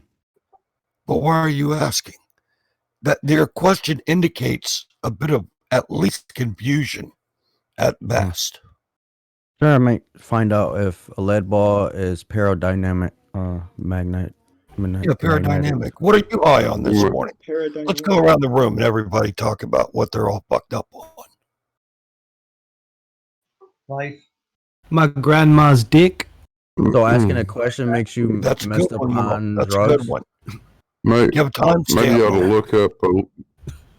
Yeah, so Get lead yourself is a another list of- example of paradynamic. So can you tell me if there's no... What the hell is paradynamic? I'll look it up. He's trashed. He doesn't know what he's talking about. And he's stupid to begin with. Amazing. Well, we have graphite pencil lead in the pencils that you write with. We got a bit of equivocation, though, because the Cavendish lead ball would be the element lead, which is something different. So we have two things, the element lead, like Curve was saying, and the graphite pencil lead, which is carbon. So really you're dealing with carbon in another form versus the element lead. Lemon's less It's confused than actually you. correct, Got some Lemon. problems, Thank you. dude. Why, thank you, good sir. Iron sharpens iron, or in this case, lead sharpens carbon. Lead sharpens carbon. Yeah, that's how you can propel a fire, a flame, but also the smoke as well because of the soot.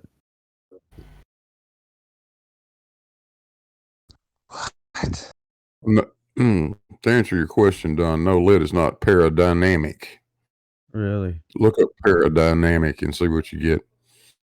I've been looking into that. It is diamagnetic, if that's what you were trying to say. Still trying to keep this stuff straight. You got dimagnetic, paramagnetic, and ferromagnetic, something like that. Yeah, I've been looking into it very hardcore. Congratulations, you've made it all the way to the 6th grade at this point. Sweet. It's all about this ether with its different manifestations. Let's listen to Teoria Apophysis, aka Magnetic Fester, to the haters, and figure out what's going on with this ether. Like, Why are you citing somebody who believes it's a globe and trying to somehow steal their concept? Nobody gets it all right. People are complex people that get some stuff right and a lot of stuff wrong. But you take the meat and spit out the bones, and the ether is prime steak. Well, ether is eliminated. Listen, if you put two magnets, right, and put a lead ball in between it, I'm sure it'll have an effect.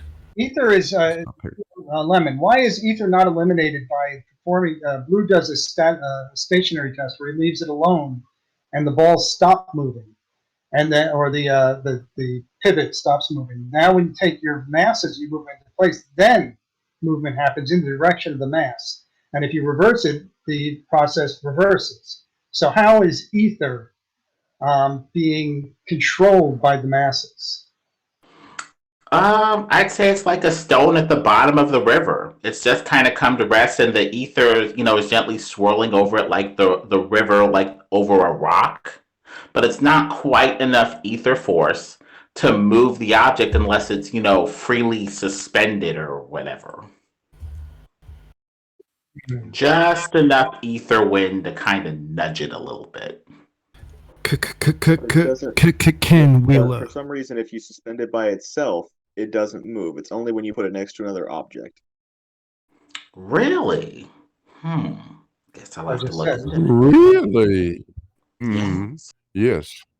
Yes, it is. But if the ether is flowing into the object, it could flow into object one, and there could be another object next to it, object two.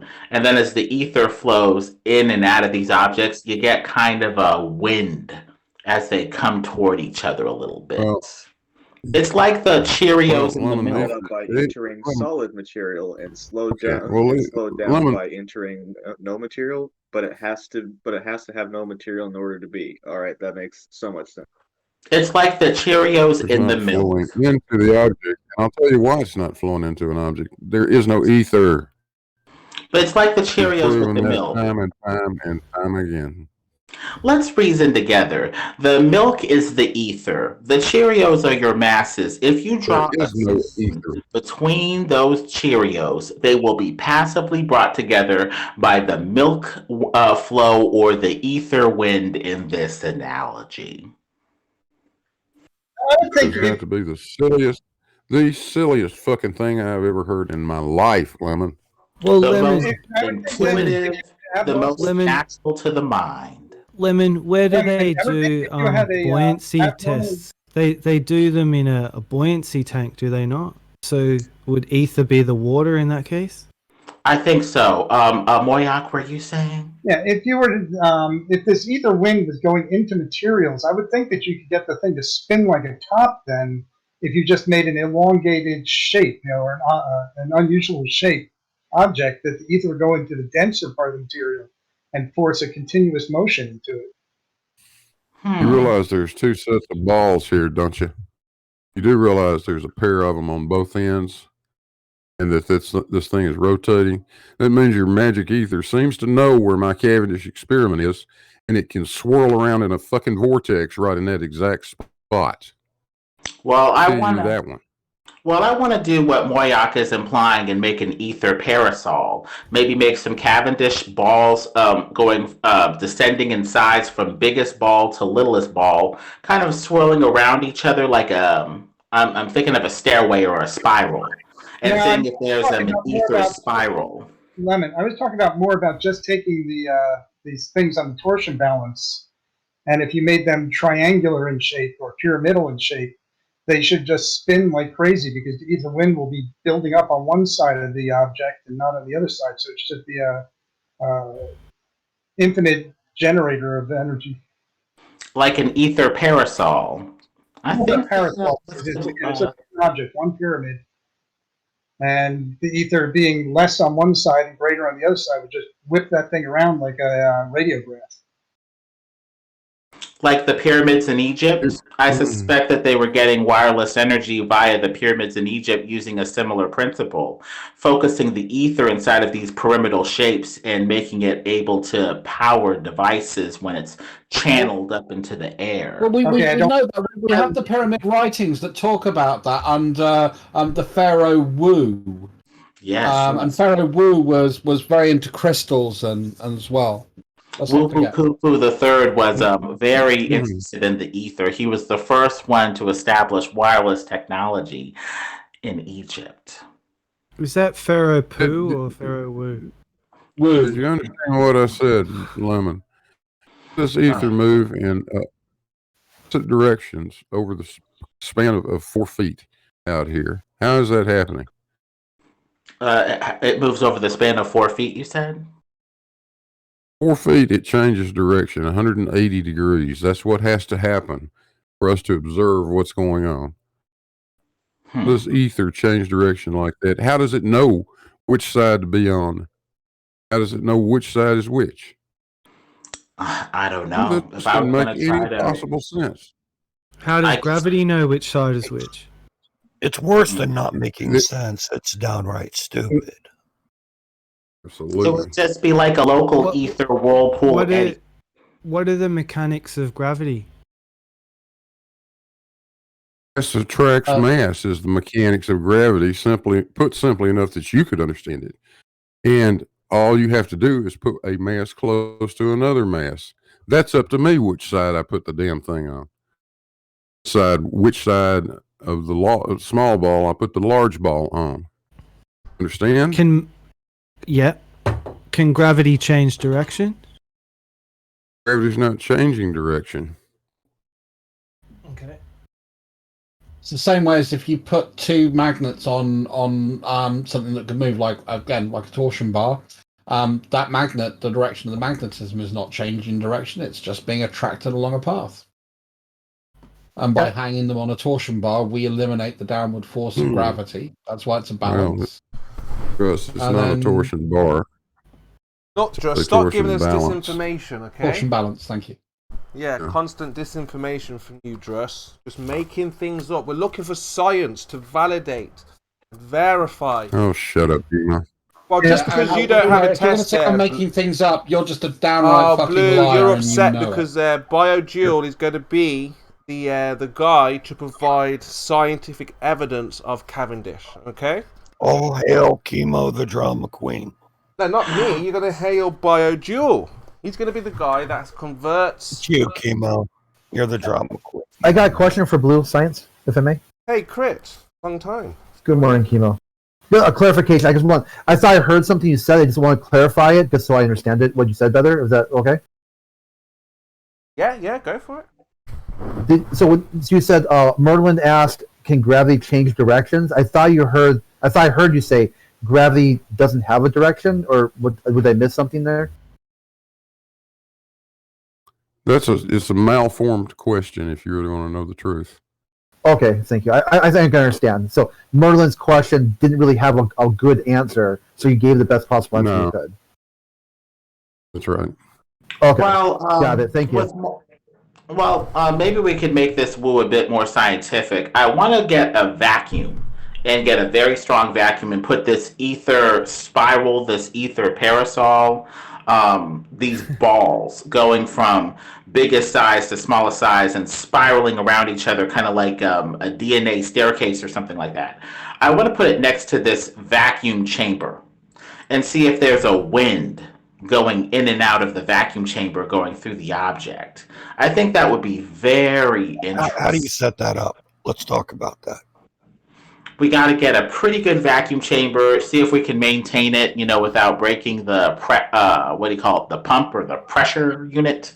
Hold it up for like a couple days of vacuum. We get it. How's the wind gonna enter and exit the vacuum chamber? My hypothesis would be that there would be a wind going in and out of the vacuum chamber, the ether wind, as it were. And it can penetrate through the container wall. And as it swirls over these little spiraling ether balls, you're going to get a turn or a whirl of the little ether balls, this ether parasol, like a parasol you put in your front yard to blow in the wind on Sunday or something. Let's say you had some streamers hanging in the vacuum chamber. Are you suspecting that the ether might blow these streamers around like you see them blow in the wind? In order, I'm not drag this out. In order to accomplish that ether wind would have to impart a force upon those streamers rather than pass through them without exerting a force. And such a force would be measurable, let's say, on a pressure gauge inside of that vacuum chamber. Mm-hmm. If there's ether in I just want to establish a bias. Exerting this force, then it should be measurable. So, yes. What do you do with that, Lemon, besides light your hair on fire and run around frantically in an effort to get out of here? Well, these balls would be to help generate more wind so that it would be a bit more noticeable. I guess we could reverse the balls in order from greatest size to lowest size to lowest size to greatest size and see if there's a bit of a bias in one direction versus another. It was nice talking to you, Lemon, but you're not listening, so go ahead and do your thing. Okay, so when I asked, does gravity have mechanics? Like, I can be standing on a shore with a fishing rod, so I can cast my line out with a lure and a weight and the whole bit. Now, how do I get the lure and the weight and the fishing line back to me? I reel it in with what's called a reel connected to the fishing line. That's mechanics, that's physics.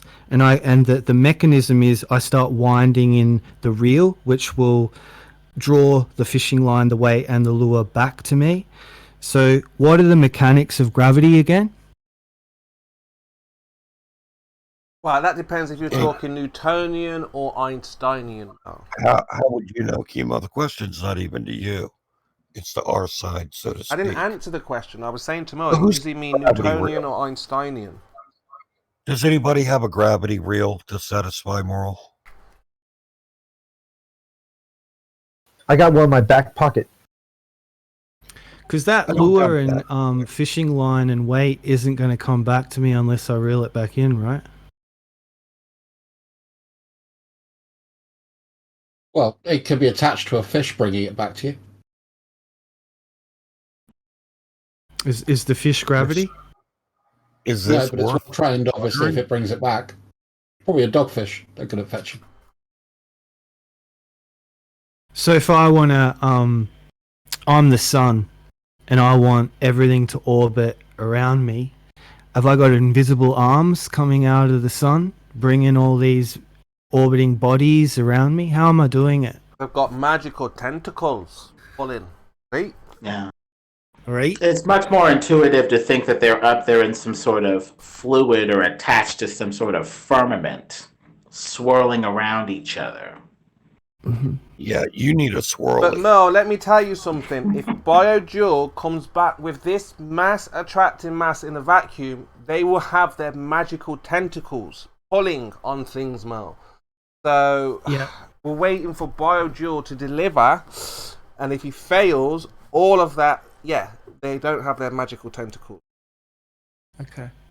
Ether is a octopus. Gravity is an octopus in their conception.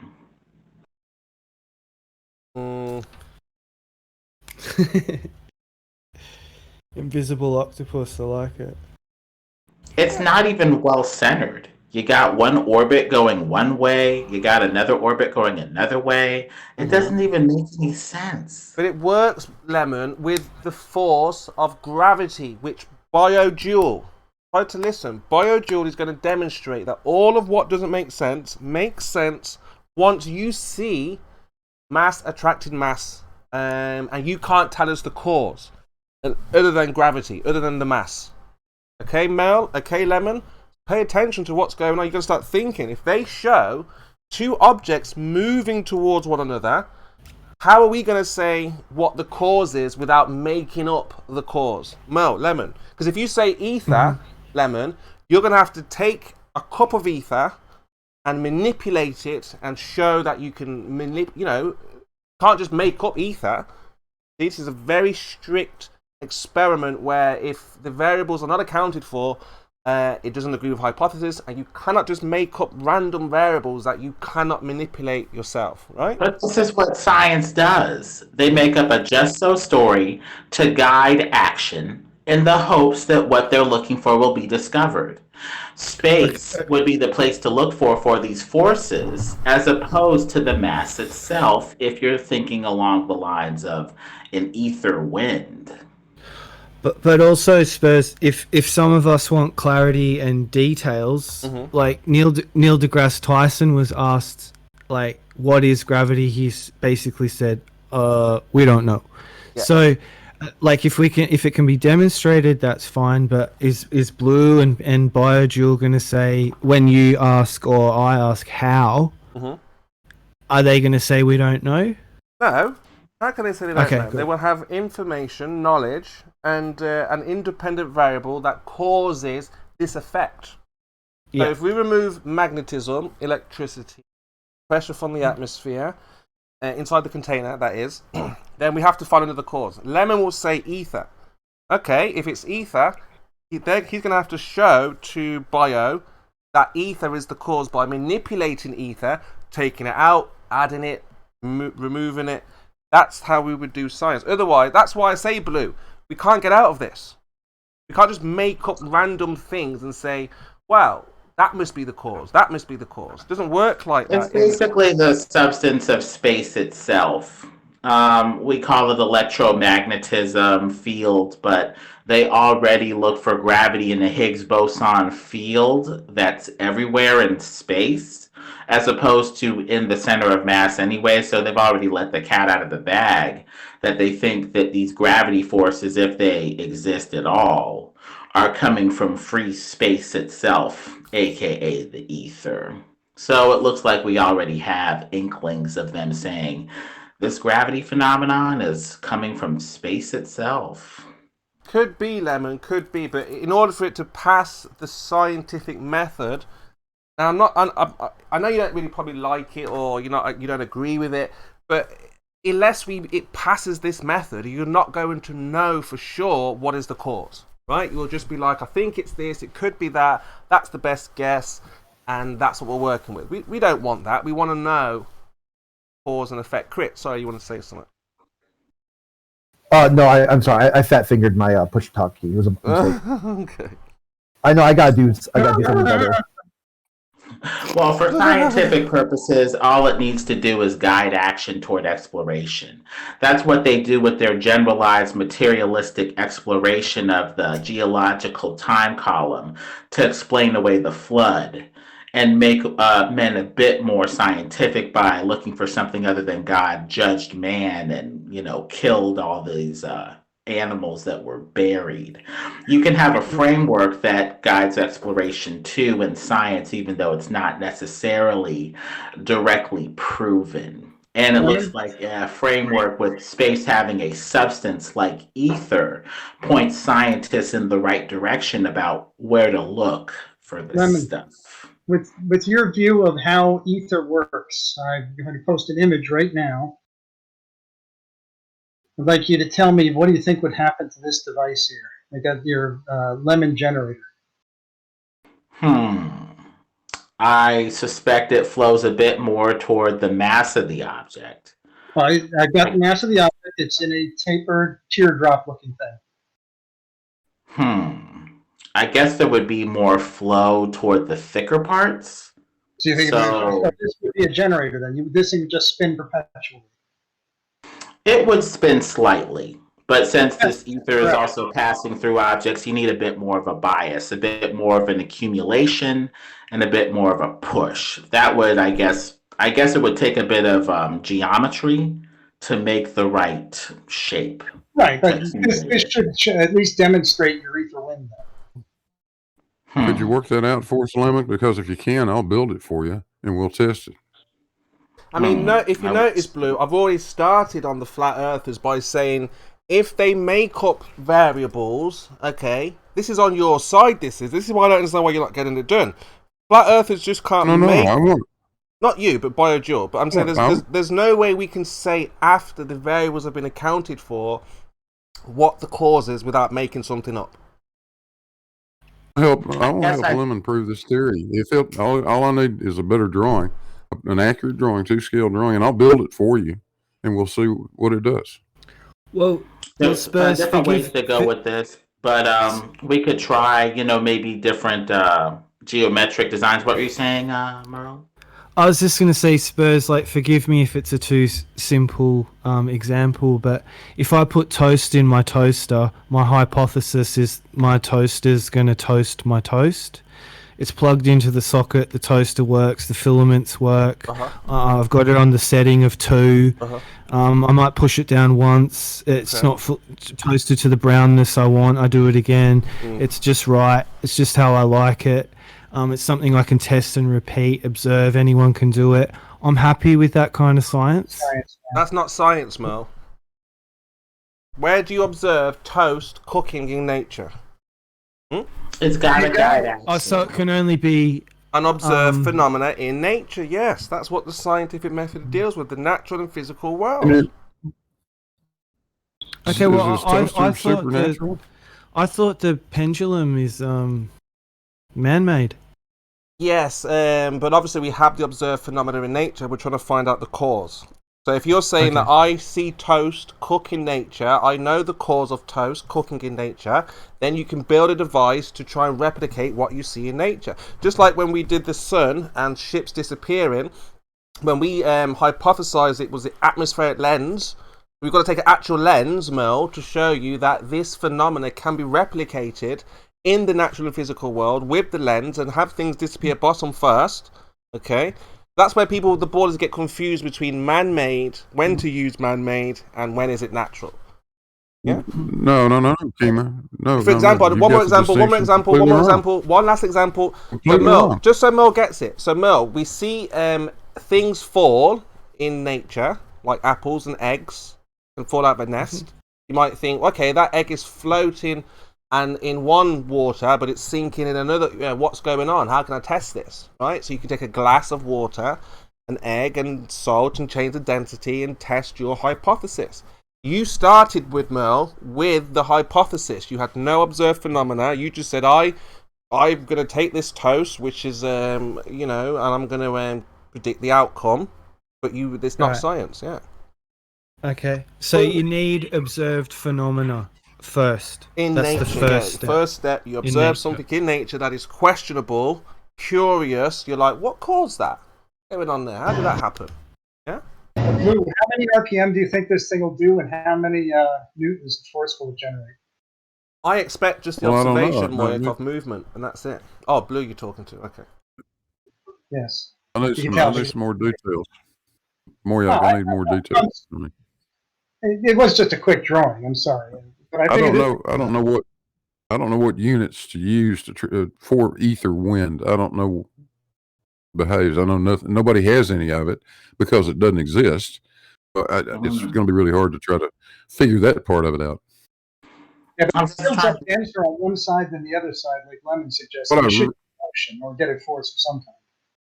What would be really handy is if Lemon could give me a bottle of ether so that we could do some tests on it. Cup of ether. That's what I'm saying, Blue. This is the beauty of this science that we're doing. If I say ether, if Lemon says ether, you're going to have to demand a cup of ether and show that it causes whatever the effect is. Okay? Otherwise, that's what I'm saying. Otherwise, it's just made up. Yeah.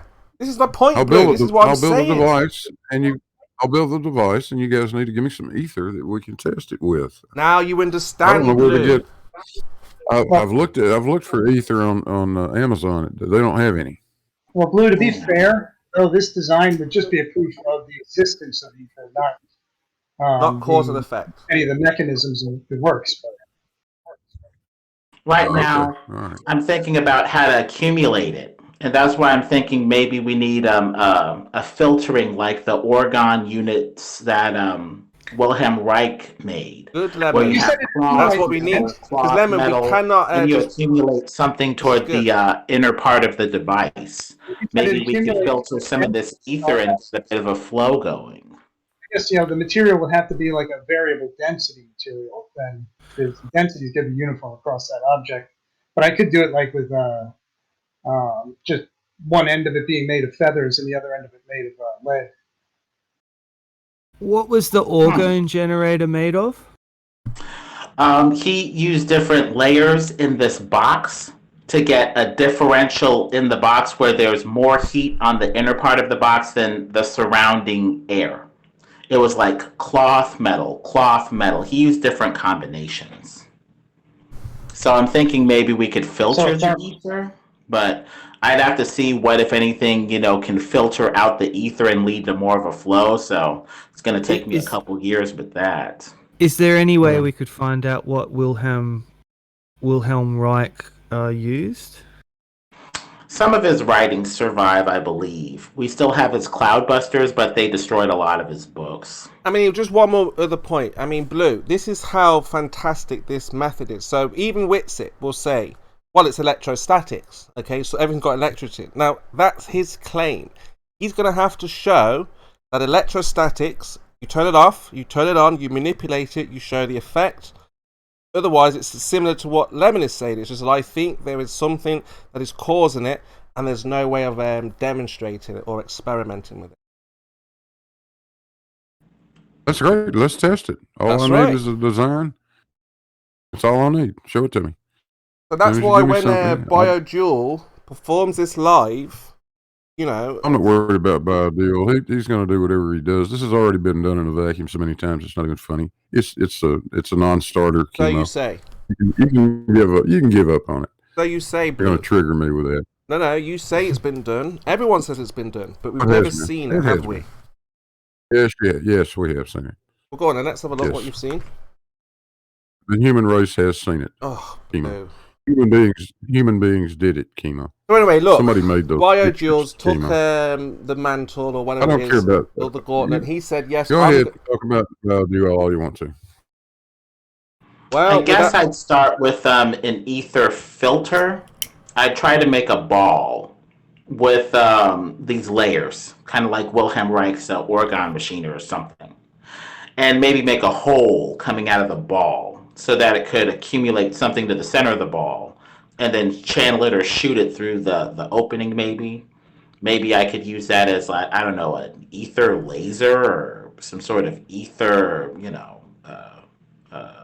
hose or something. But Well, I don't know. I don't know if I'd talk about it a lot more, honestly, Lemon, because there can be some commercial implications here. If I were you, before I went any further, I'd talk to a patent attorney and at least get this thing in a patent applied for state. That's what I would do to protect yourself. I mean, seriously, this could be worth trillions of dollars. I've seen other people try to do this before and they get bought out, co-opted, or killed. So I think I'd rather go in the public route. Lemon, Just put the idea out there. Lemon, and see does ether apply pressure in any way? That would be one way of discovering it. I think that it can, and I think that it can accumulate pressure like a tornado, or be gentle like a gentle east wind. Right. Sounds a bit poetic, Lemon. I like to keep it intuitive so that it can guide pretty clear, simple action, at least in the initial stages. I fear it may be poetry, but again, if there is a way of figuring out if there is ether, then obviously if it's a cause of something, then obviously we've got to be able to demonstrate that, obviously, right? So again, Blue, go on, Lemon, sorry. Well, you guys do know that ether's been disproven years ago, right? Really? Yeah, look up luminous ether. They once thought luminous, or thank you, Blue Marble. Yeah, they assumed there was an ether that propagated light through something just like sound does, and them trying to make sense of it, they realized that there is no ether that light propagates through. Maybe we took a wrong turn and we were wrong. We keep on returning to it with quantum foam. And what if insert things that give space some sort of solid-like properties? Before we get too far away from this, Lemon, you said something very important. You said, we were talking about getting a patent, this thing in a patent applied for state, and you talked about people being killed for this. You got another problem, because this would also threaten other forms of energy. You can foresee that, which means you are also a target now from the opposition to it. So take your choice. Somebody's going to be out to kill you. Well, I mean, at first they just, get a file on you, for the FBI or whatever, and, just monitor your movements. But the main thing is just putting the information out and seeing what sort of things we can woo together collectively as a collective consciousness of humanity. It sounds like you're almost describing general relativity's space-time. Yep, it was cobbled together to ignore the ether and its implications for a motionless, unmoving Earth. They had just enough ether wind to say that something's moving, but not enough ether wind to say that the Earth is moving around the sun. Blue, can I ask a question if that's okay? Would you be interested in doing the Cavendish experiment with alternative materials, like, for example, concrete balls instead of metal? I'm probably going to do some of that at the end of it. Bear in mind that my purpose for doing Cavendish had absolutely nothing to do with proving gravity one way or the other. That's where you went wrong. Gravity is a given. That's where you went wrong. Oh, that's not where I went wrong, KIMO. This is this childish horse shit that you people come up with about gravity not existing. I don't care about that. That is so far fetched. I pay no attention to it. I was recreating Cavendish simply to recreate Cavendish. No other reason, simply to measure the universal gravitational constant. That's all. But just to have a little fun with you assholes, I may do some materials just to poke you in the eye one more time. You know what will happen? That's kind of that sounds like seriously, dude. Like that's like QE level, right? You dislike this guy, but why are you acting like him? But my man, you're gonna fail. You're gonna try to find evidence. You are a flat earther. Yeah, why? If you have a problem with QE, take it up with him. Why take it up with me? Like you got stabbed me with the eye with science. Did you hear me say anything about QE? I didn't say a word about QE. Oh, okay. I missed it. I thought you're basically invoking when he had the debate with you where he said, "How does it overcome gravity?" And you said, "It doesn't." I thought that was what you're worried about. Well, some people sort of feel that the balls being metal is the factor, right? Ether goes down and up and goes boom boom, like a wind. But like, why not try it with that? It's material dependent. They've done it using different materials. That's where you get the guys who use the smaller lead balls and then bowling balls. It's been done with different materials. What about wooden balls or concrete or something else? Yeah, he just answered that. They do it. For example, the most recent one is 2 small little bits of gold. They're all metal. They're all metal, though. A bowling ball is not metal by any measure. They choose to use heavy objects because that's what's going to have a larger gravitational field. If they just use cotton, the size of that cotton would need to be enormous. Well, wood or concrete is substantial, is it not? No, it is. Concrete, maybe. But yeah, wood, absolutely not. Not even close. Yeah, not even close. Just look at the periodic table. That little number that's up at the top, that's what we're talking about. The heavier the number, the easier you'll be able to see what we're talking about. It has successfully been done with just water. Where is wood on the periodic table? I'm not sure if it's been done with water, but I want to do it with if gravity's real, if gravity's real, it should work on any material. Yeah, you're right, but it's the size of the material for you to see a noticeable effect. Why would you use something so light that it's going to... Go ahead, I'm sorry. Realize that the attractive force is proportional to the mass, right? And inversely proportional to the square of the distance between the center of the masses. You realize that, right? You use very lightweight stuff. It's a diminishing benefits proposition just to try to make less dense stuff bigger. Because at the same time you're making it bigger, you're moving the center further away, and it's not helping you as much as you think it does. Yeah, and gravity drops off at the water. I don't know. Yeah, it drops off the inverse square law. Yeah, so it's substantially less the further you go out. Look, I want to hear the definition of gravity. If we build a sensitive enough torsion balance, maybe you could use water. I don't know. Might try it just for fun. You guys don't like concrete? I mean, I thought mass attracts mass. What's the problem? No, I'll use concrete. If you want to use concrete, we'll use concrete. How's that? You can use anything. You won't find anything, Merle.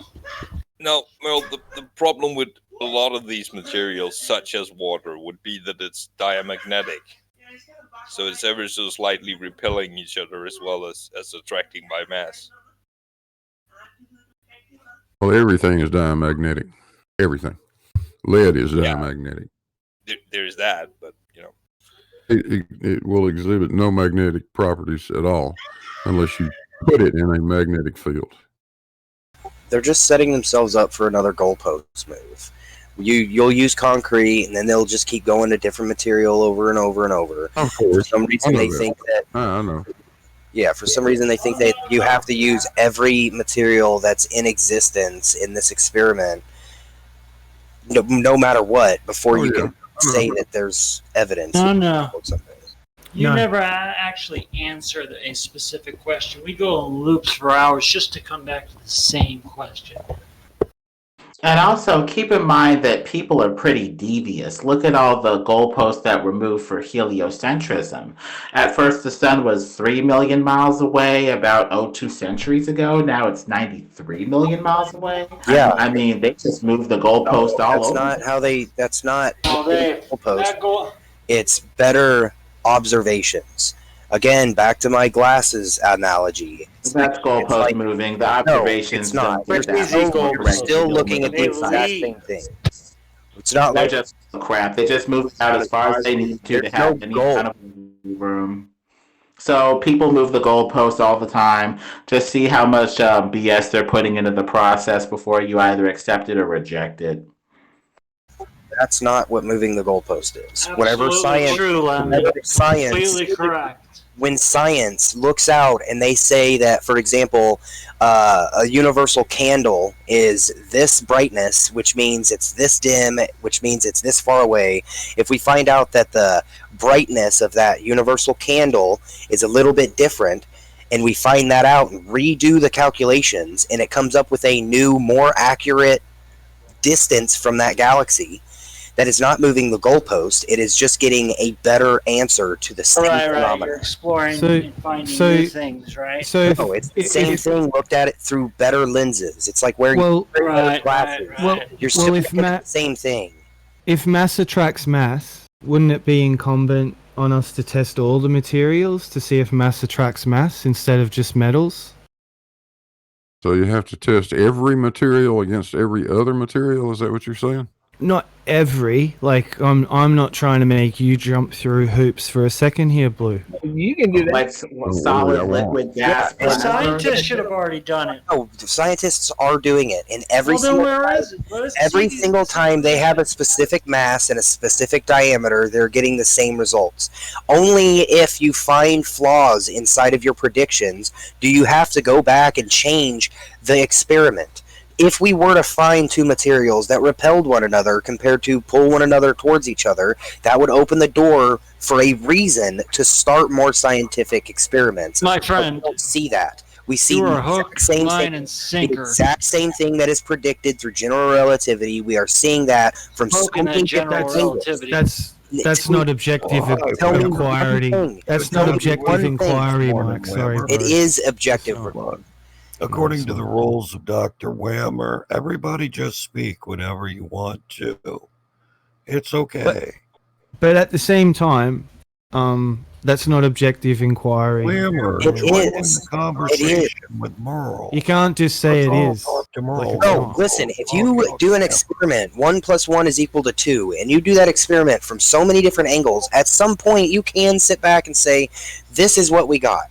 You only look for the flaws in what you have, and once you see flaws, that's whenever you could say, there's something going on here. For example, with general relativity, it doesn't seem to work out on the small scale, quantum. So there is a problem in the method, but it doesn't automatically mean that everything inside of it and all observations and all predictions have been proven false just because we don't have a crystal clear picture of what we're looking at. But okay? that doesn't stop you from testing it if you want to find it false. Exactly. Anybody can do these experiments to say, you know what, here's an example of grass not attracting mass, but where are your experiments that show that?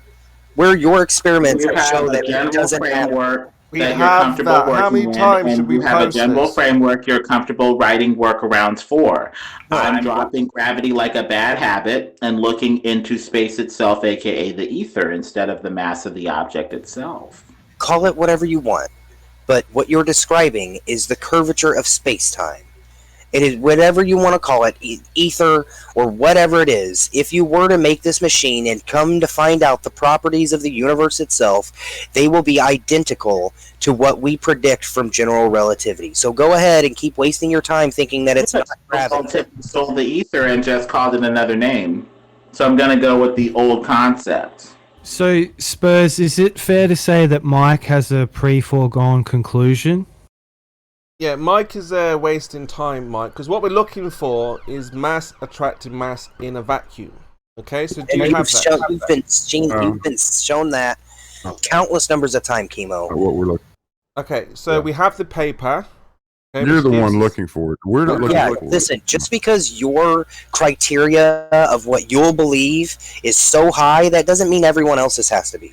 Because you have posted nonsense papers that you have found on the internet about. Countless number of times that we want to see it again. Show it to us since he's already seen it. Right. I'm not to see it. No, it's your claim. You show it to us. No, he just said we show you countless number of times. Well, let's see it. You are right the here one, in front of the audience. You are the one making the You claim. fucking liar. You are the one making the claim. That is a that lie. It doesn't work. You know it. He said you've seen it a million times. Bring it right out. You cocksucker. Shut up. See, you're full of shit. Right, Mike, in the paper No, it you're says foolish. the Cavendish KIMO. is used because it's accounting for the do we air. want to get one at a time stuff going, maybe? So the air, Mike. What you show us the dome and the ice wall? For goodness sakes, Mike, you said it's Yeah. been showed up a million times or something to that effect. So, where have you seen You have seen the papers. Just Yes, because you we've seen want to the see a papers. fucking video doesn't mean that the entire experiment didn't happen. You are disingenuous and you are dishonest. You are a Can ridiculous you person. stop monologuing? Okay, No, fuck off. I'm going to talk the way I talk, and if you don't like it, fucking don't talk to me. Dude, there's but- no how I talk to you, bro. Goodness sakes, there's no Don't you conversation. use Can't you my have a words, normal KIMO. conversation like an adult, Mike?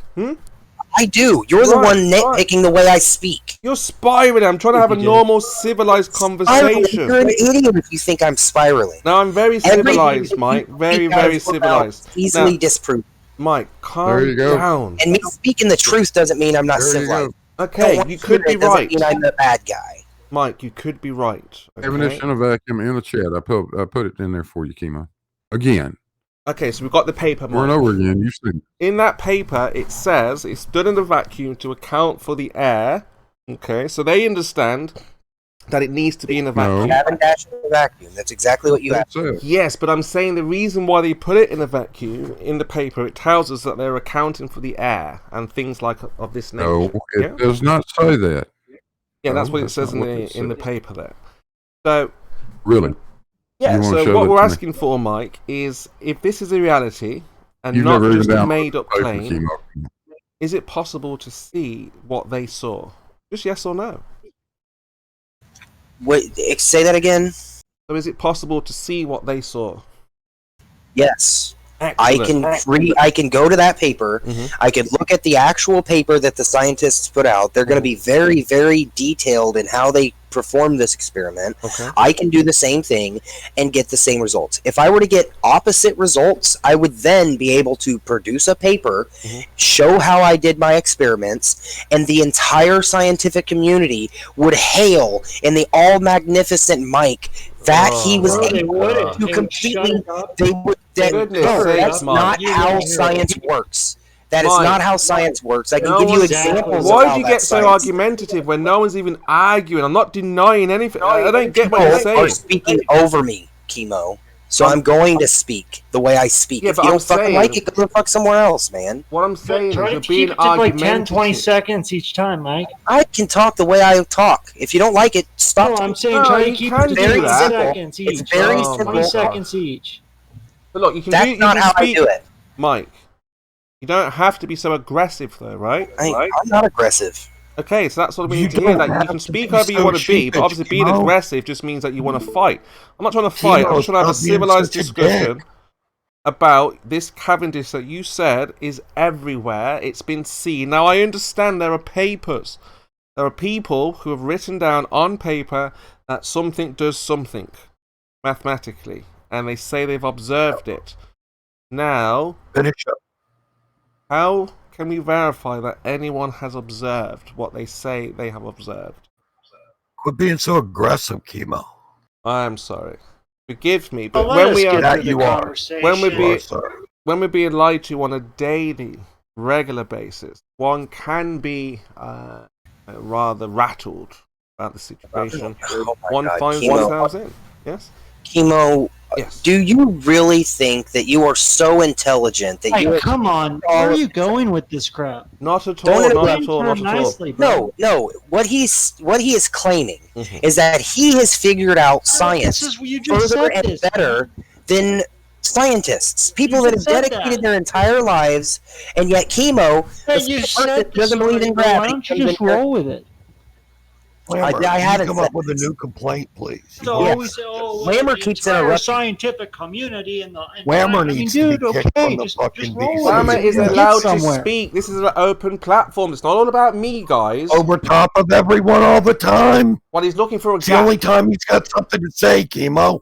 He's looking for a gap, and then I stopped talking so we could get into that He's gap. not. He's just interjecting incessantly with his fucking whining. We can never get anywhere with guys like Curved and Mike. They just won't He's let a us get tactical anywhere. fucking cock. Fuck him. Right, and that's based on your personal dislike, Curved. Okay, you can attack them, but you can't obviously, Look, anyway, Mike, Whammer. The behavior, KIMO. The behavior, the actions, the tactics. And you trying to paint Mike as aggressive. That was Let us fucking weak. fucking talk, Curved. I'm saying that I'm not looking for a fight with Mike. Whammer was talking all over people, KIMO, and deliberately, I think. And Mike, I mean, if Mike was being aggressive, oh my God, what am I being when I lose it? I mean, come on. Well, Jem, you... This isn't the fairy server. I would be afraid if... that's why I don't get involved, Jem, if you notice. I am afraid when... You get involved 24/7, KIMO. You can't shut up. If you're on this Discord, you're constantly talking. Have you ever just sat here and listened for an hour without speaking? Yeah, I mean, of course, I've listened for durations, and I like to listen to obviously flat earthers and globe earthers go back and forth. But obviously, have you ever told us, Mike, how you took the blue pill? What the fuck are you even talking about? Well, I was raising a really solid point about doing the Cavendish without, lead. And doing different materials. Answers. So and you kind of jumped in and blue pilled it. No, I didn't. I gave you an exact example of what they have done. They have used multiple different experiments in multiple different materials. It's not good enough for you because by your logic, you would have to use every single material against every other material that exists, which is a never-ending experiment. It'll never get to the end of it, and that's the criteria that you hold yourself to, but only specific things that go against what you believe. So if you find a paper, shut up and let me speak. If you find a paper that is pro flat earth, you automatically believe it. You automatically come in here saying, what about this? What about this? What about this? But when we do the same thing, we go against what you think, you automatically assume that it's lies and that it's fake and that there's conspiracies and that all these people are just wasting your time. You're just a blue pillar, dude. So hold on a second there, Mo. So, Mike, what are you suggesting, that we just stop talking? No. Hold on, Mike. So you're saying that we're having a conversation, we ask you to do something, you're saying you're not going to do it because we've shown you before, and so I don't know, where do we go from here? Are you saying we should socialize now? You want to know what's on television? What are you talking about? No, I'm not saying change topics. I'm simply asking both sides of the fence to look at the information at a objective level. Yeah, but you just said you just said if you present something, we're just going to deny it. So therefore, there's no point asking you anything because we'll just deny it, and therefore there's nothing to talk about. The point is that we ask you to present something, Mike, so we can talk about it. Though, the idea is, Mike, is for you to I present my from one side to the other. I present my experiment of magnification, so we can talk about it. You're supposed to present your Cavendish, so we can talk about it. And so we're asking you today, for those who Number one, you're the only one that's obsessed with Cavendish, okay? Yes, because look, if the Earth is a globe and you have a force, flat Earth is pretty much good night. That's right. And every single time that we present you something that has anything to do with gravity or the curvature of space-time, you automatically create this massive checklist of things that we have to go through. Here we go. You're the one that's denying it. You're not listening, are you? This is a big deal. You're not getting it. If you have the force, the mass attracting mass, tell me, where do flat earthers go from there? Where do we go from there? They can't. They can't go anywhere, and Right. not just gravity, on literally So- every aspect of what we experience as Can humans. I have leads one us to more believe it's moment? Yes, around. go for it. Sorry. Alright. I thought science doesn't prove things. So, what's wrong with continuing it? Like, the experiment, different materials. Like, why do you want the experiment to come to an end? I don't want the experiment to come to an end.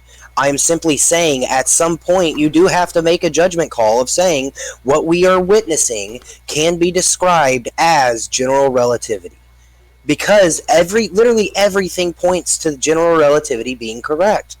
I mean, for Christ's sakes, we predict these things decades before we have the physical capability of performing the experiment.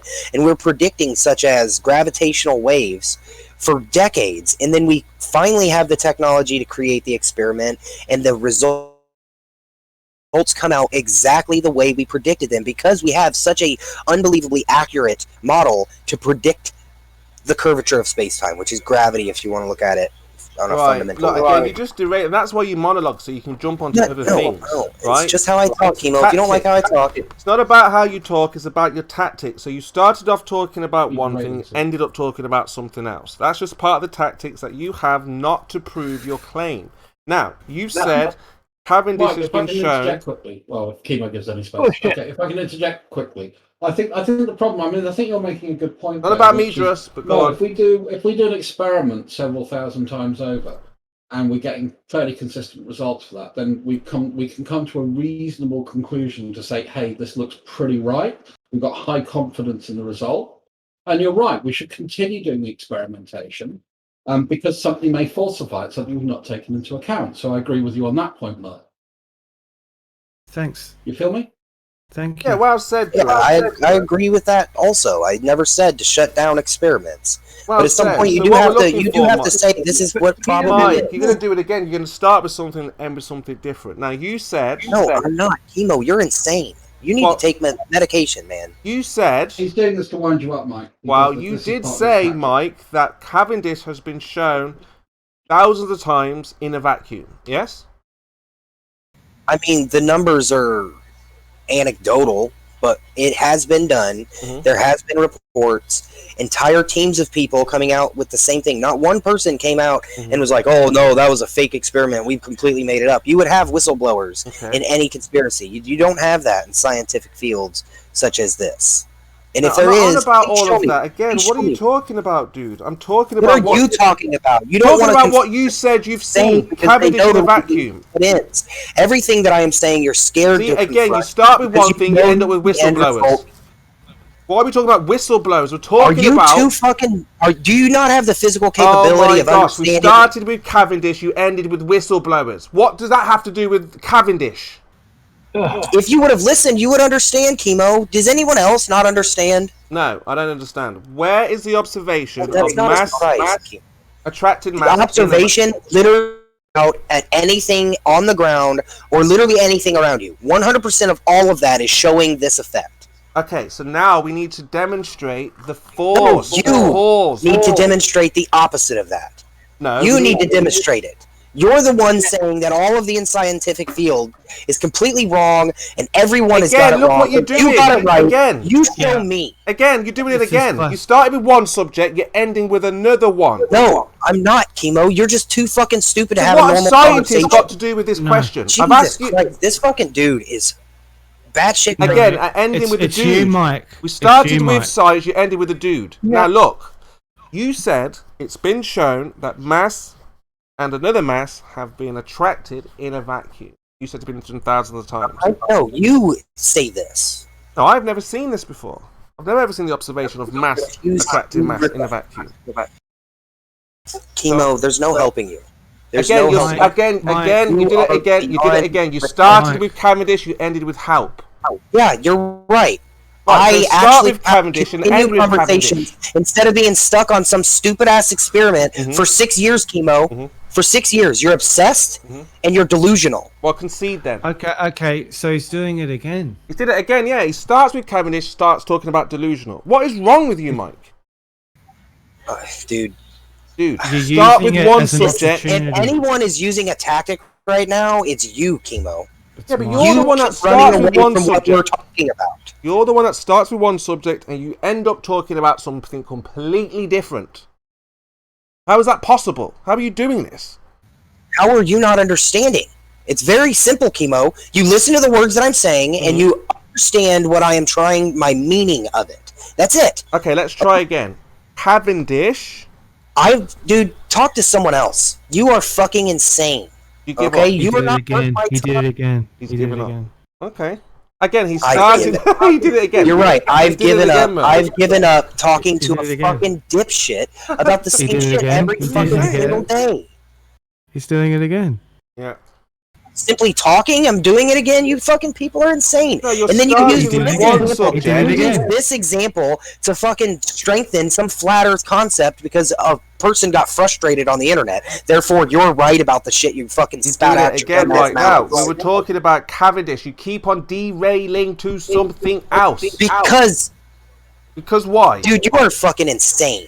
Tell me why you're derailing. Hold on, Mer. Why are you derailing? Sorry. We were talking about Cavendish. You're saying I'm derailing because why? Well, then talk about Cavendish with someone else. Well, that's what we're trying to do. But you started talking about it. No, I said one small little thing about why? During a conversation, because it's a Discord that I have the right to do that, KIMO. Okay, are you I have the right to Okay, fine. Are you done? Why are you speaking, KIMO?